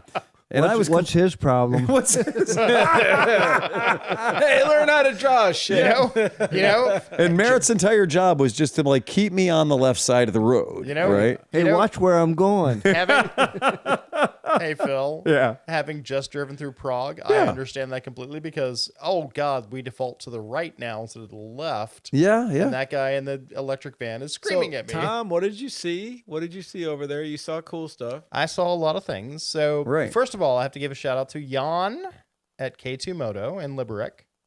That was one that I walked in and was like, okay, look, I'm not here to buy anything because I can't export it. And Johnny Mac really wants a CB125S, and I can't bring it back for him. Yes, But that's Jan true. was like, look, here's a bottle of sparkling water. Go, walk around, have some fun. And I took a bunch of photos, including of the shop in the back, which was really clean. And even Becky was like, don't show Phil that. Yeah, 'Cause it's I a get that clean shop. perfectly. I'm sure it's Oh, perfectly it was clean. spotless. Yes. Ah, But it was a Honda, BMW, Piaggio, Vespa dealer. okay, yeah. And they had all the stuff. They had the new CB350S with the E-clutch, which was Nice. amazing. In Yeah. a gray, it was really cool looking. Yeah. Well, how was the size? Was it decent? Like, was it CB350 size or normal bike size? It was normal sized. Like, it was a CB350. So it's kind of like the monkey. A typical CB3. No. Bigger than the monkey. No. I'm So saying full-size like, motorcycle. But like Yeah. I'm saying, like the Yeah. new monkey is substantially larger than the original. So is it- this bigger than because I always felt like the CB350 was a 3/4 bike for a bigger this guy. was, well, the genuine G400C is about the same size. That seems bigger than the Yeah. original 350, right? The Eh, G400, give or take. ish. Meh, they're That's pretty about much on the typical money. size. Really? They're Okay. pretty much on And the it was a money. beautiful bike because it was in that urban gray that they had for a while, that Audi had for a while. Yeah. Nice, beautiful bike. The Putty. unfortunate thing is the salesman for Honda spoke English about as well as I spoke Czech. Oh man, yeah, that's not going to be any fun at all. And and we kind of talked a little bit, because he understood Motorcycle stuff. motorcycle stuff. So Yeah. we talked about the E-clutch a little Everyone bit, speaks, and DCT and everything else. And they had the Miami Vice NC500. Was it the X? Because I posted a photo and Sleepy was yeah. like, "Oh God, I want that." Yep. Yeah, that Because it was good. that white with the squiggle blue and the squiggle pink. Oh yeah, it was good. And And they're a BMW dealer. So They are a BMW K2's dealer. BMW dealer. Yep. So that's cool. And like I said, they had 2 V7 Stone Gootsies. So they had Gootsies. Yeah. And they had the medley, which we don't get. Right. And the Batik, The Batik Vespa, is which you it's said we got 4 years ago. It's the Batik is just a particular livery for the Philippines that they did as like a tribute. Yeah, And it was a really pretty patterned stickers. right. Yeah, it's Is just what a you were sticker saying. kit. Yeah, it's a sticker kit for a particular. But the funny part is because I stumbled upon them by accident. Right. There's a picture of one if anyone cares Yeah. what a Batik looks like. It's pretty. But it's a sticker kit on a Verde Amabile Vespa. That's all. Yeah. And the hysterical part is I didn't expect to run across this place at all. Right. I yeah. was headed for James Bond evil villain lair. What is it? Heshtek? The Yes, fucking Stack. yes, Yeah. the genie bottle tower. Yeah. So this was a Cold War era Soviet, the exact opposite of brutalism, Right. like space age tower. Right.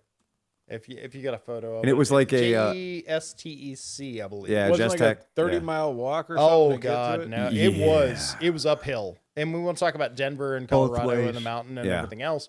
This is a spiral TV tower. It was Just a TV tower, communications tower on top of this mountain, Oh, there it is. Yeah. and it's ridiculous. It is this TV tower hotel. Yep. Hotel. Yeah. with a restaurant on top of a mountain, and apparently Mm-hmm. this was in between because this was all Soviet era. Right. Yeah. I like So- where they said you can drive almost all the way You can up from the almost drive all the parking way. lot. Yeah, It's it's only a an mile- 850-meter walk.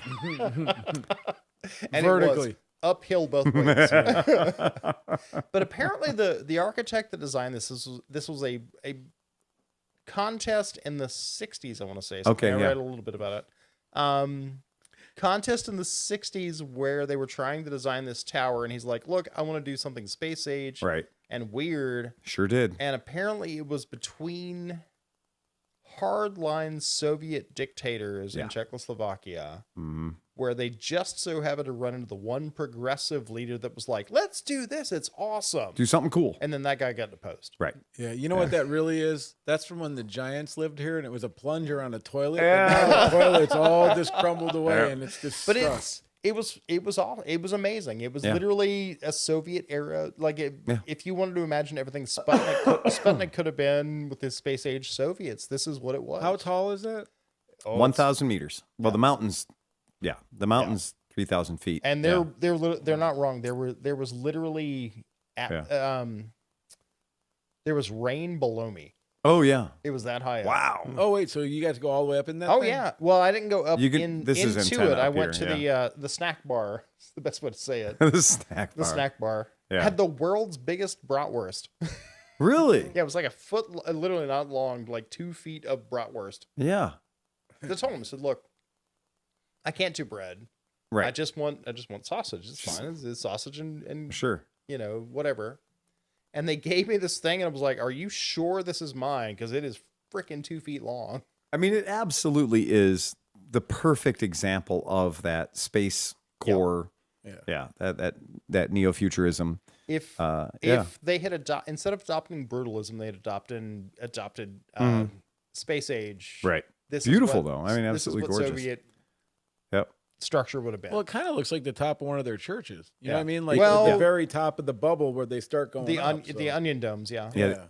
Well, this is just the tip of the rocket, Sleepy. This is the rest of it's underneath. No, I got it. What we didn't realize is it was just a really, really giant ICBM. Yeah. That's hilarious. And I was marveling at this. I was like, this is when this was built, because this was communications tower all the way through. There's huge domes on this, huge transmitters on the side of this thing. Like you can hear the buzzing. Mm-hmm. And I'm like, 40 years ago, people would have literally killed to be in this spot. Mm-hmm. And now, here I am, just as a tourist, just look, this is really cool. Right. Yeah. The fall of the Soviet Union left quite a bit of interesting stuff. Yeah. And there's the funny part is we considered staying there. There's Sure. a hostel in the bottom. Oh, is it really? So there's a hostel, which is the low rent, Okay. and then the higher you go, the more expensive the rooms are. Because there's only Makes like 2 or perfect 3 sense. floors of hotels. Yeah. And we were like, yeah, that would be cool. And then we found out it was a shared bathroom. And I was like, no, Yeah, no. not cool. After the Achilles heel scene in the movie Hostel, I will never stay in a hostel. Well, and that's the thing about that being Soviet is, of course, shared bathroom. Yeah. Right. Of course. Absolutely. Yeah. Because we all poop alike. equality. Right. But it was fun. It was cool. Everything was, big metal, aluminum, onion dome, all riveted together. Yeah. It's just one of those things, man. Exactly. And they had motorcycle parking. I've got pictures. I'll have to post it somewhere. Yeah, there's not a whole lot of parking there, but clearly they're leaning into it. You have to actually have a permit from the hotel to park up there, which meant that I had to walk a mile literally uphill to get to it. Not your favorite A couple thing. of photos. Yeah. But the motorcycle parking is actually under the structure because it's a stone-based structure for like the base of it. Okay, yeah. And they're huge spiral walkways that go both sides. I love the fact that it is a functioning ski resort. Oh, absolutely. So that, here's the trail map. So you can just, okay, and great. It is there is so much rock climbing and activities and everything else all around there. Like the Germans go there for vacation with their twin poles and they walk up the hill and everything else in the mountains and craziness. And there was a family with like 3 kids rolling around when I got there in their camper van that were set up in the parking lot. And it's this huge activity area. It's amazing. Oh, that's great. That's super cool. And then, like I said, I drove up the hill and I'm like, oh, that looks like a Honda dealer. And I was coming back down the hill and I'm like, it does look like it literally. I should stop. Yeah. I should stop in this parking lot. And the guy, so I go up the hill and I go do the thing and I come back down. I'm like, I should stop in and see. Right. Yeah. And I end up, literally, it's called K2 Moto. K2 Moto. Yeah. And I pull in, there's a Fiat 500, what is it, Cinco Cento? Yeah. In the parking lot right next to my car. Mm-hmm. I walk up to the front door. There's a World War II era Jeep, Army surplus Jeep, literal leftover Jeep. Leftover Jeep. Because they didn't want to bring those home. Go in. There's an NSU racing motorcycle in the back by the wall. There's a V4 VFR. Like, it's just crazy old stuff everywhere. And you can't get much more north in Czechia than that. And you are right on the border. And I walk in. I look at the guy and like, look, I don't speak Czech. I said, I'm a mechanic. I'm just here looking. I cannot buy anything. If I think could, there's the I still guy. can't I figure think out how to that's the get guy home. Tom was talking to. And the guy's like, look, here's some water. Right. Yeah, I think that's him. That's. I'm kind of the part of the world where this place is not a high traffic zone. No. So you'd be like, okay, that you decided to open a motorcycle dealership. Great. High population area? No, not really. They had some good rollover. Like, there were a few people there. Yeah. It wasn't dead. Right. And it was a huge building. Yeah, it's a massive structure. Like, I mean, it's crazy crazy and I told big. the guy, I said, look, you're about 4 times the size of the building that I work out of. Yeah, this is a huge facility. This is a massive, massive facility, which leads me to believe that property is very cheap where they are. Yeah. Yeah, because this is there's so much space between the motorcycles.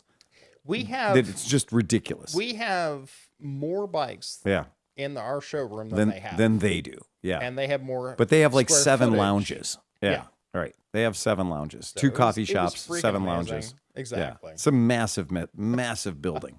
Yeah. Yeah. That tells me that property's really cheap there, which of course, after the wall came down, it would be. Yeah. Yeah. So that's pretty.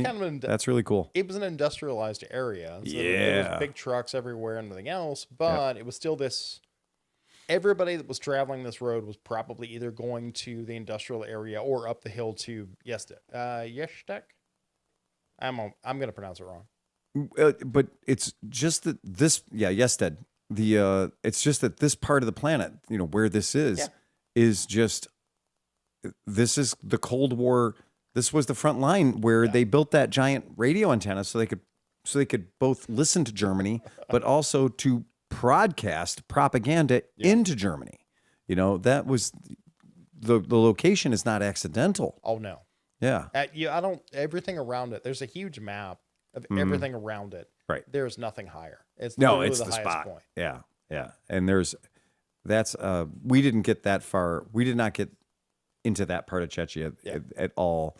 but you can, when you understand like how crazy that was during the Cold War, that entire area. And the funny part, it literally is only like an hour and a half out of Berlin. Yes. I mean, exactly. we went the long way. We went from Munich to Prague, and then Prague up to Liberec. Okay. Yeah. And it was all driving, and we ended up note for people playing at home: if you buy the toll pass, don't pay attention to Waze because it will shunt you onto every side. It road just the keeps entire kicking you way, off of the freeway, which was fun, but added 2 hours to the trip. Yeah, exactly. But like if you take the main roads, it's 3 hours. If you take the side roads, it's 5 hours. Right. And then we drove over. It was great. I got to drive the Autobahn finally. You did? It was the A50, A5. And what were you driving? Actually, the second generation Nissan Juke. Oh, okay. All right. So, because we got the Muddy Mud Skipper version with the big bulbous eyes on the front. Yes, exactly. Well, we get there and we get the rental car, and it's a new Juke, and I'm like, are they still selling that? Interesting. And clearly they are. It was nice, little, comfortable, skitterish little, I think it's like a 4-cylinder turbocharged something. Sure. Yeah, they're not bad. Actually, it was really fun. Fernando used to have one. My old business. Oh, really? partner. Yeah. Oh, that's funny. Yeah. So you had a rental car, which is all you really ever need. So and we busted up we went to Prague. You Spent can a couple bust up days in Prague. Yeah. And I will say that Piaggio and Vespa kind of rule. Boy, they sure do. Because everywhere I turned, I saw one Peugeot. Yeah. But everything else was a Beverly product. or a GT, like I said, a GTS 125 or Primavera. Yeah. Yeah. And everybody's like, oh, wow, I'm going to go to Europe. I'm going to see Vespas. You're going to see shit ton of Vespas. A lot of Vespas. You're going to see so many fucking Vespas. You're going to get sick of seeing Vespas. How many old Vespas do you see, really? Not many. Not many Old at all. No. I think I saw a small frame, and that was about it. Yeah. We Even in that is, do they use them to death Yeah. and they're just completely disintegrated? even in Rome, we saw a dude rocking like a GL, like an old 65 or 67 GL, and he was like fucking dialed in. I take that back. Yeah. When we were at Schwabing and we were having dinner, Yeah. every 5 seconds I would hear a vintage 2-stroke Vespa, and I literally gave myself whiplash because I was looking around trying to figure out what was going on. Where's this I saw bike? a GTR. I saw a couple of P series. Yeah. But Vespa, there's a Vespa old timer Schwabing. That's what I was going to say. There's old timer clubs that is everywhere. right there, literally 2 blocks away, Yep. and there are people that are riding those around Schwabing. Schwabing. Yeah, that makes sense. But only there. That's the only place I saw them. Interesting. And it freaked me out when I started hearing them. I'm like, I know that sound. Yeah, we were in Salerno and saw this one dude who was dressed so fucking perfect. He was dapper, and he just had it nailed down. And he pulled up to the light, and Merritt and I were walking across this intersection. And I was like, I looked at him. I was like, hey, man, primo Vespa. Hey, all right. And he's like, hey, and he just looked at me super cool. And I was like, this guy's got it fucking figured Did out. he smoke like this? Yeah. I was going to say, did he smoke and blow it in your face? Well, he had the funny part is he had a Galois in the one hand. Well, I mean, And he had you're driving a he had- shifter Vespa. It's hard to drive and smoke on those. and he had a tiny coffee in the other. And he was Because he literally wanted shifting American with his knees. pussy. Yeah. Foo, foo, foo. Yeah, I didn't see too many. But that's I didn't the- see a single running Lambretta the whole time I was in Italy. Well, we never see a running Lambretta here in the States either. I think I've seen more running Lambrettas in the United States than I have in Italy. But that was, like I said, that was the funny Certainly part. had Bandcamp. Definitely. And the DGR, the Lambrettas made it. Right? Exactly. Yeah. That's my point. But we had, like I said, we had dinner in Schwabing. 'Cause Yeah. that's where we stayed in the Munich part. Sure. Was Schwabing. Yep. And I literally every couple of minutes while we were out, I would hear the typical 2-stroke shifting noise, and I went, Yeah. I know what that is. They're around. They're around. Yeah, they're around And they were here. riding past me one way or the other way. Yeah. But the rest of the time, all I saw were modern automatics, and it was When you look at- all brand new iGet 3-valve. When you look at that map, and we did the same thing. We hustled from Frankfurt, Mainz and Wiesbaden down to Munich, then Prague, and then Berlin. So we did the trip Yeah. differently than you did the trip. And you're covering a whole lot of the middle of Oh, Europe yeah. in that trip. There's a lot of culture you're ripping through. So, same question to you. What was the worst place you stayed? Yeah. Which is a hard one for you because With you're always Becky. in 5-star Oh, what with hotels. me? Yeah. What was the worst place you stayed?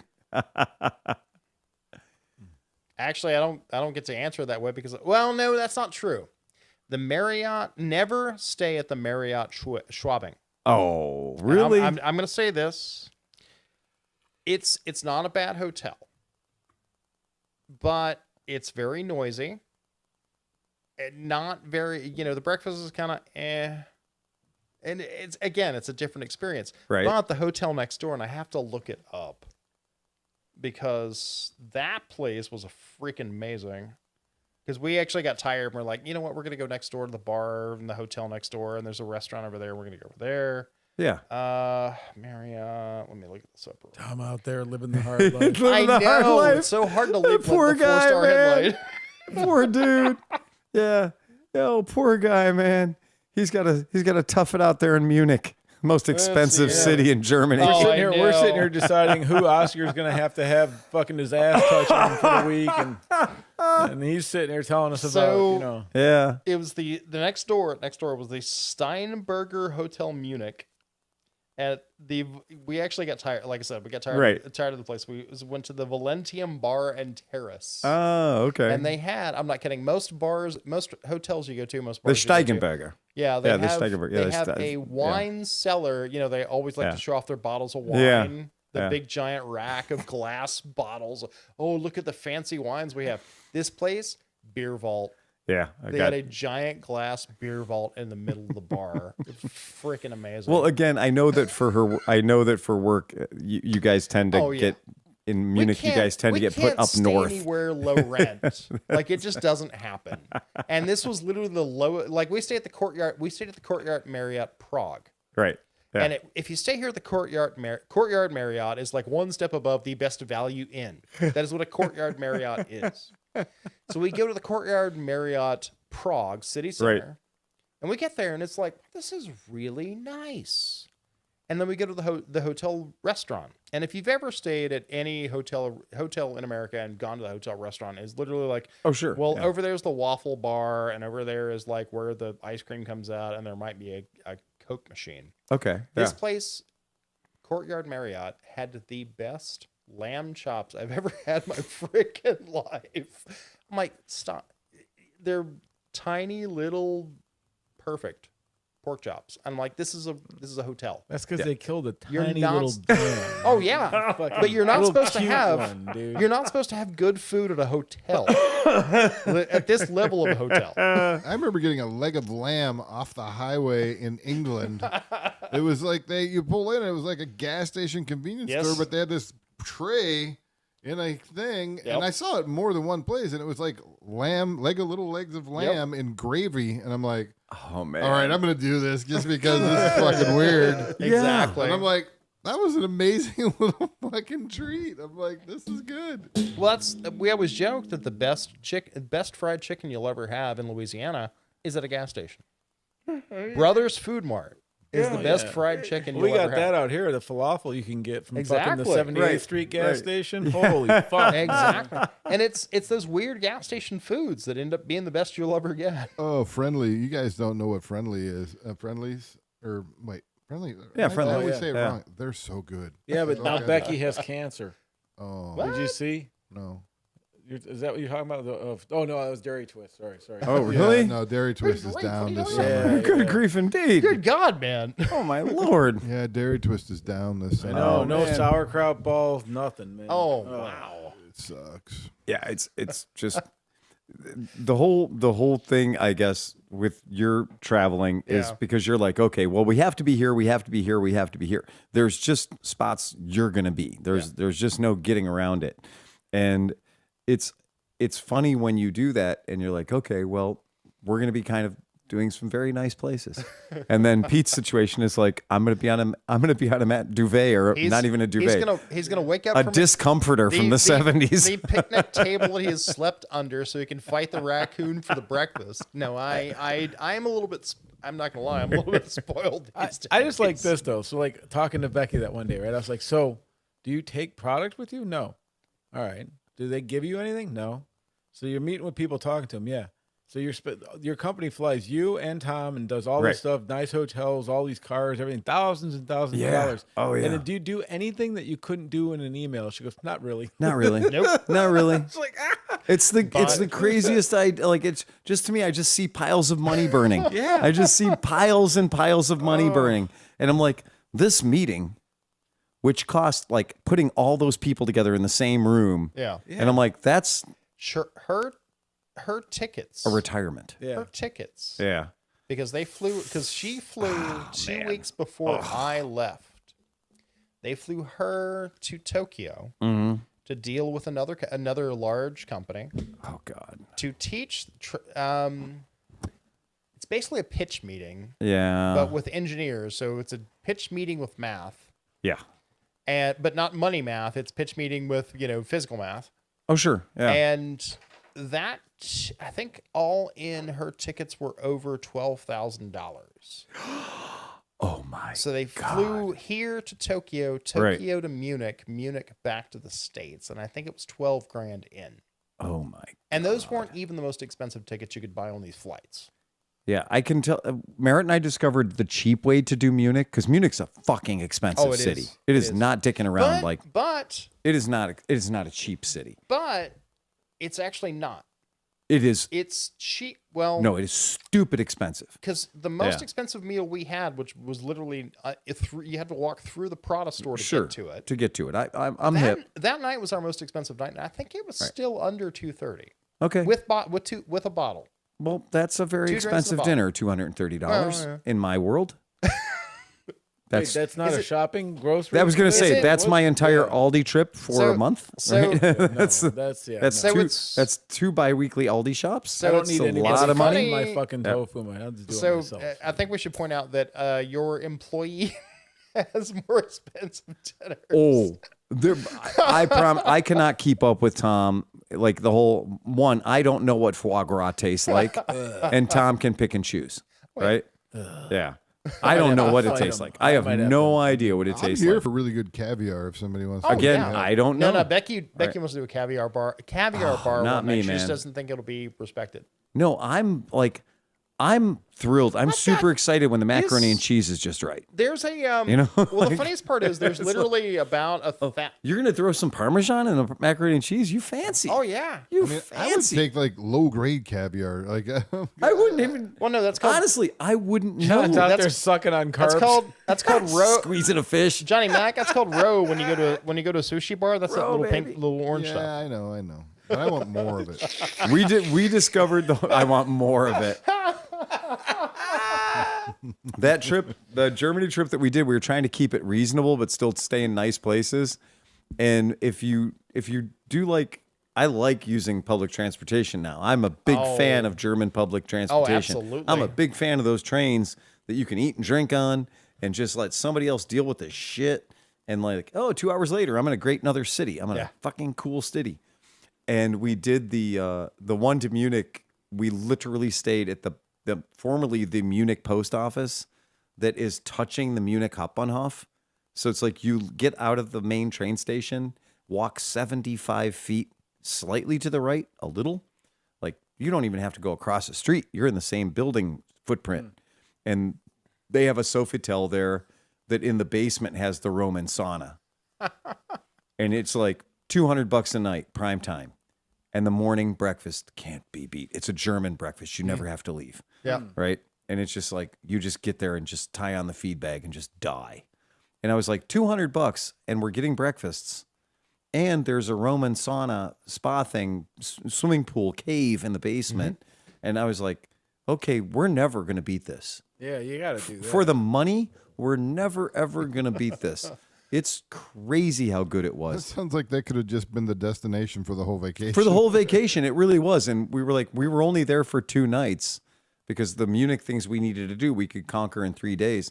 And I was like, this was a mistake. We should have spent much more time here. It was just like, for as tough as Munich can be as a city, it's a big fucking city. It's very hard. You can't just walk Munich. You need to. Oh yeah, no, you buy the day pass. You got to get the day pass. You buy the day pass for the U-Bahn. Just go wherever you want. You need to be ambulatory. You need to have wheels underneath you. Munich is a big fucking place, and it was cool. And I, just dig it. So I know that our stay in Douglas here for the next 9 days, it's going to be cool because we're in a spot where it's going to be real easy to walk to a lot of the stuff. For people that want to just do away missions and just be like, I just want to go do my own thing for a while. It's going to be real convenient. I'm down for super anything. easy. I'm just stoked to be there, man. It's going to be cool. Yeah, I want to see compared to the TT. This is a much smaller deal, so they're not going to have the whole like downtown prom, like the promenade with the roller coasters and all that shit. I'm all for that though. Yeah. I'd rather experience the actual city than a bunch of Yeah. Hey, add-ons. we've missed something in the chat. Yeah. So Samuel Broman Yes. says the wife and I are showering and listening to you guys. Yeah. Oh, we didn't miss that. Me and John already masturbated. Oh, okay, all right. Like, damn, bro. Not aware. All right. If you're listening to us, you're having a wrong night. Yeah, exactly. Turn around. No, we discussed it. made We were bad both looking at decisions. each other like together. Yeah, probably together. So, ooh, okay. Like, damn, man, where Give her one for me. Yeah, that's it. That's it. Right. Yeah. Drop the soap. That's all you can. It's more fun John. that Just- way. Just the one inch. It's like, wait a Knock one minute. out real quick. Yeah, that's it. So if you're trying to get in touch with us, go ahead. Use the traditional means. Sleepy and I will be, of course.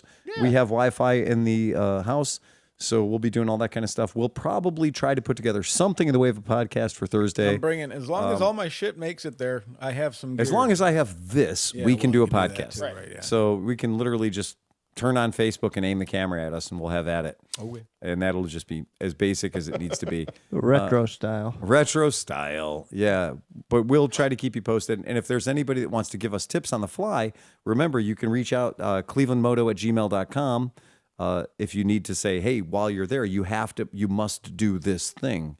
Also, we do have the Cleveland Moto Facebook page. That's what we should do is like if we're going to be at a major race part or something for the day and we decide we're going to do that, Yeah. we should probably post up there like, hey, if you're if you're out there, come Yeah, meet I us. think we'll use the Cleveland Moto podcast one because I That's think what I'm most saying. people are on that, not the chatty one. Oh yeah, no, I'm saying. Yeah, we'll do the Cleveland Moto podcast one. So if people are trying to find us, unlike last time where people were just accosting us on the bus, like, are you guys Cleveland Moto podcast? Are you guys pilots for United? Because it turns out they were. Yeah, and it was kind of fun. But it's a cool thing. This is going to be a really, really awesome opportunity. Yeah. So that's it. Anybody else got anything else? No, yeah. It seems pretty. Yeah, it seems like a really good time to wrap pretty this one round. up. It seems like a standard run of the mill motorcycle podcast. No joke tonight because we don't have a Chris Smith unless you brought one, Sleepy. Well, You want a joke? no, I don't have a joke, but I have a pretty cool story. Oh, you do? So my little niece was staying with us for 5 or 6 days, and my neighbor was having shit built at his house. Okay. And so she was kind of milling around the house and being bored. So all of a sudden she was outside and she was watching the construction crews. I was like, oh, how cool is this? Like, she's kind of taking an interest to it. Yeah. All right. So the construction crew guys started being really nice to her. And so they'd be like, hey, can you go grab me this hand? So she started helping them. And she She's was like fucking super Just into a little it, give right? him a hand. Yeah. Next day, same thing. She runs outside. My wife said, I was at work. She goes, she was out there all day. Really? Yeah, hanging out. So by the 4th day, the guys came up and they handed her a little envelope and there was $10 in it. And they're like, hey, thanks for working with us. And so she comes over and she's like, hey, check this out, man. They gave me a paycheck. They gave me $10 Right. for working for them. So my wife tells her, like, we should take you to the bank and you can put that in the bank. It's $10 in the bank and you can start this whole thing. Yeah. And so they go to the bank and she's depositing the $10 and getting $10. checking account set up or savings account or something. And then she's like, oh, where did you get this money? And so she tells her, like, well, I was working with the neighbor, like, they were building this thing and I worked with a construction crew, like a real job, and they had me do real things and I got paid. And so she's all proud of herself and everything. The lady's like, wow, that's amazing. You seem really proud of yourself. She goes, yeah. She goes, are you going to go back next week and help them? Yeah. She goes, it depends. If fucking Home Depot brings the fucking drywall and the other guys show up with the fucking skid steer, if they don't do that, I ain't doing shit. OJT, man. OJT. Yep. All right. Ride fast and take chances. Play us out here, Johnny Mac. Bum, bum, bum, bum, bum, bum, bum, bum, bum, bum, bum, bum, bum, bum,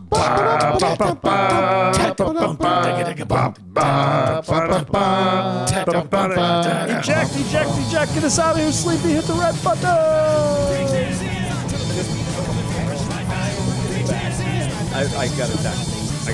They're like, we're terribly sorry we couldn't reach you. I was like, I